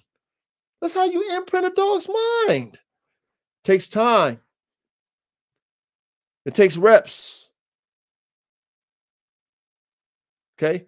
Do your due diligence, dog men and women. Please pay attention in class. The dogs are dependent on us as the pack leader. We're not dependent on the dogs. Okay. A superstar dog that can learn on his own and pick up shit on his own is probably once in a lifetime, man. You ain't got to teach it. Oh, it just knows how to do those things. It's confident, it's obedient, it's everything on its own. Like, matter of fact, there's no dog like that.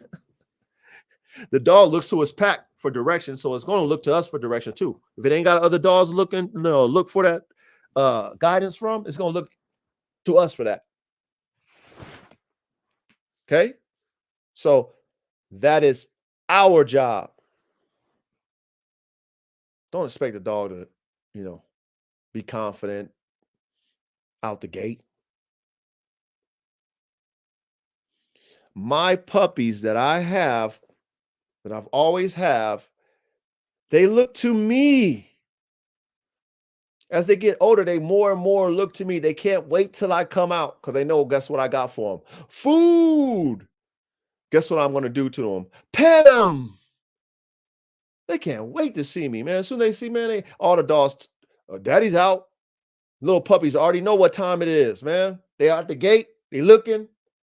They see me coming. Excited tails wagging. They know what time it is. That means I have control over their minds. They're looking to me for something. Direction. You want to eat? Stop. Don't do that. Stop doing that. Y'all stop fighting. Y'all better, okay, come over here, sonny. You know what I mean? They're looking for me to give them direction and they follow it.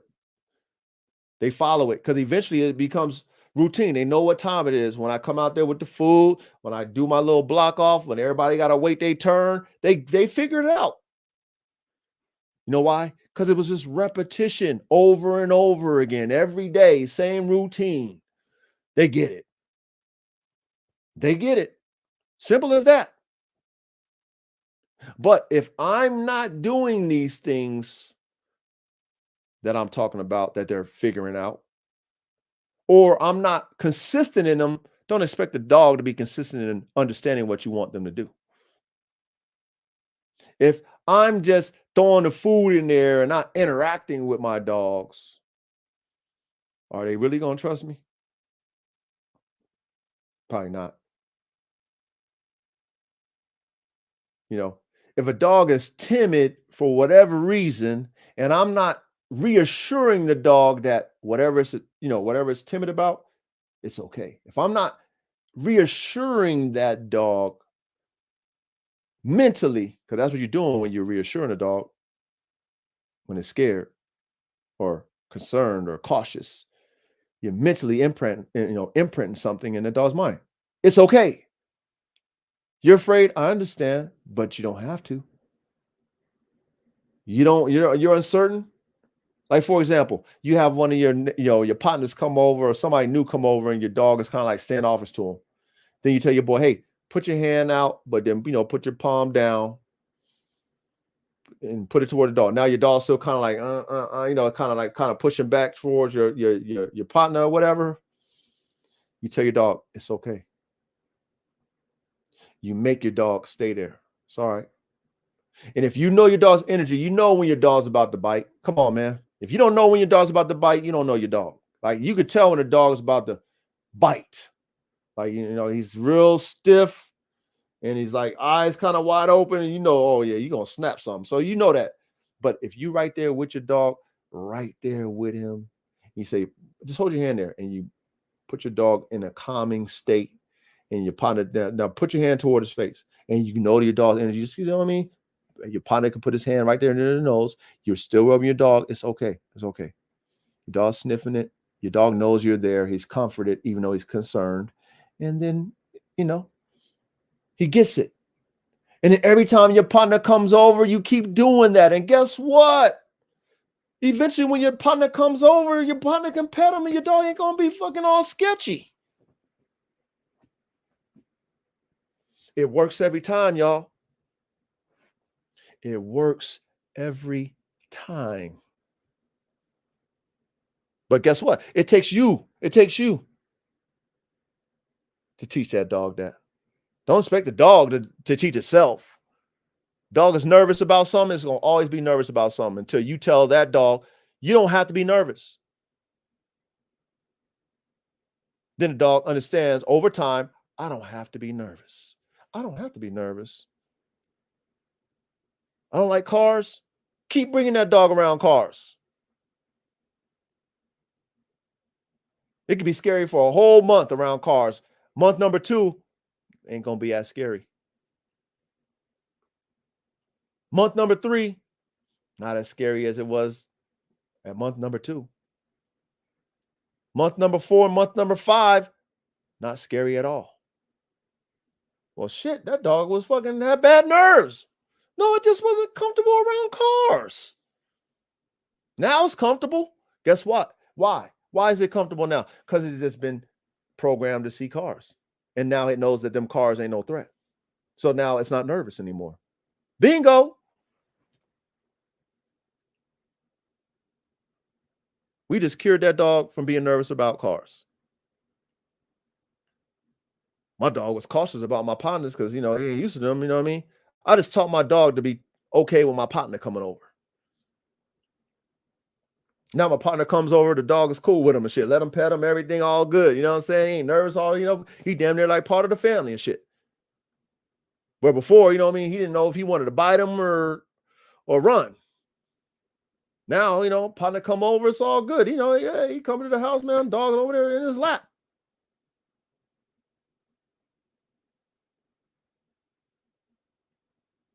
So, in closing, bad nerves. Is it genetics, environmental, or the dog? Could be all the above, could be one or the other, right? But at the end of the day, the dogs are looking to me and you for direction. I don't expect the dog to be out the gate nothing. Whatever they're out the gate, extra credit. I still got to develop that too. The drives, I got to develop the drive. Even though my dogs are driven, still got to develop the drives. Obedience, my dog might sit, stay. I still got to make it do all the other stuff I want to do. Confidence, My dog's confident in this, might not be as much, might not be as confident in that. So I got to make it confident, well rounded. I got to make it as confident as I can be in all things, not just in what it wants to be confident in. See, it takes us as dog men and women, as pack leaders, to develop these dogs. You understand that?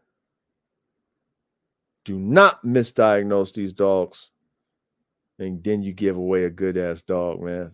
You give away a great dog, and somebody else gets it and blows your mind with a dog that you threw in the trash. You're like, damn, how did you do that? And it happens all the time, by the way. I'm sure y'all know this. That happens a lot. You give up on a dog. Oh, this dog ain't shit. Give it to somebody else. The dog is amazing. You're like, what? Or the person you give it to is like, bro, this dog is the shit, man. What the fuck are you talking about? This dog is amazing. Like, yeah, right. Bro, look what this dog does. And you're like, whoa, how'd you get that dog to do that? Well, you could have did it too. You could have did it too. So I wanted to give y'all my testimony because I'm only speaking from my behalf. This is something that I've been pondering for a while because, it hit close to home. You know what I'm saying? Like, I want all my customers to be happy, man. I can't control a dog once it leaves my house, once it leaves my estate. I can't control that dog. That dog is under your control now, you know. But I have to feel for my dog too. Because I know, I know what I built. So, that's a F on a report card to me if my performance dog is nervous about his performance. He's cautious about everything that he is capable of doing. Like he's overthinking. That's a F for me. My dog shouldn't overthink anything. They should think, but not overthink. Okay. So that concerned me a lot because I wanted my client to be satisfied, but at the same time, I wanted my dog to be happy too. Or his dog, but it came from me. So my dog to be happy too. Because I know his litter mate, brother and sister, is very happy. They're very confident. When I come around, okay, the female that I have off that litter, she is a super athlete. They're all super athletes, but she's a super duper athlete. She got her athleticism from both mom and daddy. She literally jumps out of a 10 by 10 kennel vertically. AKB jumping like that. She vertically jumps out of it. To the point where, it pisses me off. She destroyed my nice little tarp I have for her and everything. She ripped that up, jumped out. Only does it when I come around. She knows she's gonna get a whooping, but she jumps out of it, she tore my tarp, jump out of it. She's gonna come. As soon as I come again, she's right there waiting to get her ass whooping. She's waiting to get her butt whooped. But she's just excited to see me. So to hear that my dog is not excited about his owner, it's like, what? I can't relate to that. My dogs do it to the detriment of them getting their ass beat. Just to be, hey, daddy, I'm out. Oh, I know you're going to beat me, so let me cower down, but I'm going to come right to you to get this beating. But I'm excited to see you either, whether you beat me or whether you hug me. I'm excited to see you. Matter of fact, I'm going to jump out this 10 by 10. I know you don't want me to tear it up, but I'm going to tear it up anyway. So it's hard for me to relate to that, y'all. That's all I'm saying. It's hard for me to relate to a dog that comes from me that is nervous. I just like, how? I mean, I always keep something off the litters that I produce. None of them motherfuckers is nervous. None. They're very confident. All of them. But like I said, Not only is it me, but I have a pack too. So it helps. It helps, man. You gotta either get down or lay down in the pack, man. Pack dynamics. We might have to talk about that on the subject too. On a Bandog talk, pack dynamics. You know what I mean? But anyway, that's pretty much what I wanted to talk about this evening, y'all. You know what I'm saying? I definitely appreciate you guys coming out. Let me give y'all a shout out again. You know, Dogman Don, thank you for showing up, man. Thank you for coming out. Wide Weight Kennels, man. Appreciate you, man. Thank you for coming out. Young Ready, 109 QGTM. Thank you for coming out. Frank, man. Frank, salute to you, brother, man. Thank you for coming out. Jello Vibes, man. Blessings to you, man. Thank you for coming out. Tyrone Stewart. Let me see, man. Let me see what you said, man. Tyrone, let me show what you got to say, man. All right. Tyrone Stewart says, I got a band dog like that, but I watched him and learned from him. Like when he outside, he doesn't want to come indoors. So I let him enjoy himself. Then he came to me. Band dogs are for everyone. Okay. That's dope. That's dope. Yeah. You know, you like you said, man, you got to watch and pay attention. You know what I'm saying? Dogs will tell you a lot of things if you pay attention to the signs. Live your life, dogs, man. Salute to you, man. What did my man say about? Let me see what Live Your Life Dog said, family. Said he wants what he wants and he not BSing about it. Okay. Yeah. Let's see what my brother Dog Man Don said. He said, my pup been showing me some bad nerves since he's been around the pack. He been getting better. Yeah. Like I said, the pack helps. Dog Man Don. Real talk. The pack helps a lot in shaping your dog's psyche and your dog's mental space, man. So salute to your dog coming around, brother. At least you didn't give up on him, man. So like I said, in closing, I hope you guys paid attention to what I was saying to you guys about what I experienced. Salute, Jerry. You know, like I said, I can only speak on what I know. Maybe some people have other things to add to that. I'm sure they do based off their own experience. But, you know, I mean, damn, man, the dog got a lot of experience, man. I got a lot of subjects, a lot of dogs with different personalities that I deal with on a day-to-day basis, and I manage them all. So I'm well versed in a dog's mentality. Well versed. And I know that it's my responsibility as, you know, the pack leader of 30 plus dogs to be an example, you know, and not to misdiagnose a dog when I haven't put in the proper time and work to develop them. I have to do it. I have to put in the reps with a dog. It's the only way a dog learns. So if I'm not putting in the reps, I'm not going to diagnose a dog a certain type of way. Now, if I put in the reps and the dog's still not getting it, then, you know, I have to give the dog an F. Because I've put in the time, I put in the effort, I was patient, I developed you, I routined you, you know what I mean? Like I did everything that I'm supposed to do, and you still don't want to get it. Then, you know, hey, you know, but I've never had that experience happen though. That's all I'm saying. When I put in the time with my dogs, that's all I'm telling y'all. Anytime I put in the effort, the dogs get it. Anytime that I've put in the effort, the only thing that I couldn't figure out, like I was telling y'all with that on-off switch play with Red Tiger and his brother, I couldn't get them to turn the motor off. But that was genetic. That's why I couldn't figure that out, y'all. It was in them. There was no reprogramming something that's in that dog. You know what I mean? And I was told, like I told you, I was told by the breeder that they did that type of stuff. So that definitely was a genetic play. If the breeder said that those dogs do that, that means the dogs before them were doing that same thing. That's a genetic play. You know what I'm saying? So I couldn't get them to understand, like, yo, chill. Yo, stop pacing back and forth. What are you pacing for? Stop. You know what I mean? Like, I couldn't get them to comprehend that in their mind. So sometimes, you know, it's a lost cause for certain animals, but 9 times out of 10, there's a way to rehabilitate their minds. It really is. It just takes a little bit of time, y'all. You feel what I'm saying? So, big salutes, you know. Thank you for showing up this evening on this Thursday night. All you guys that showed up, man, we're going to keep this wave going. I hope you guys learned something.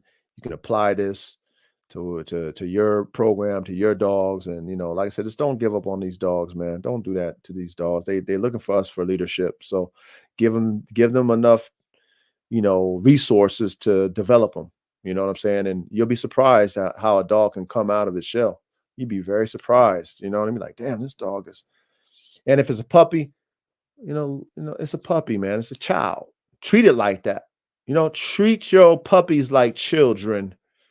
You're patient with your children, be patient with your puppies. 2-year-old dog is still a pup. Be patient with a 2-year-old dog too. Okay. Of course, it should be more advanced than a 1-year-old dog, but still be patient in developing a 2-year-old dog's mind. Don't put too much pressure on that mind. Just nurture, love, encourage, and watch how that dog flourishes and blossoms. You feel me? So in closing, y'all, salute, man. Thank you, thank you, thank you for coming out, man. I really appreciate y'all support. And come back again next Thursday, man. You know what I mean? Come back again next Thursday. I'm sure I'm gonna have something nice to cook up on, and y'all can learn from that too. But all right, y'all, man. Much love and respect. Until next time. I got more work and more work to do, y'all. It don't stop for me. It don't stop. But all right, y'all. Blessings and love, man.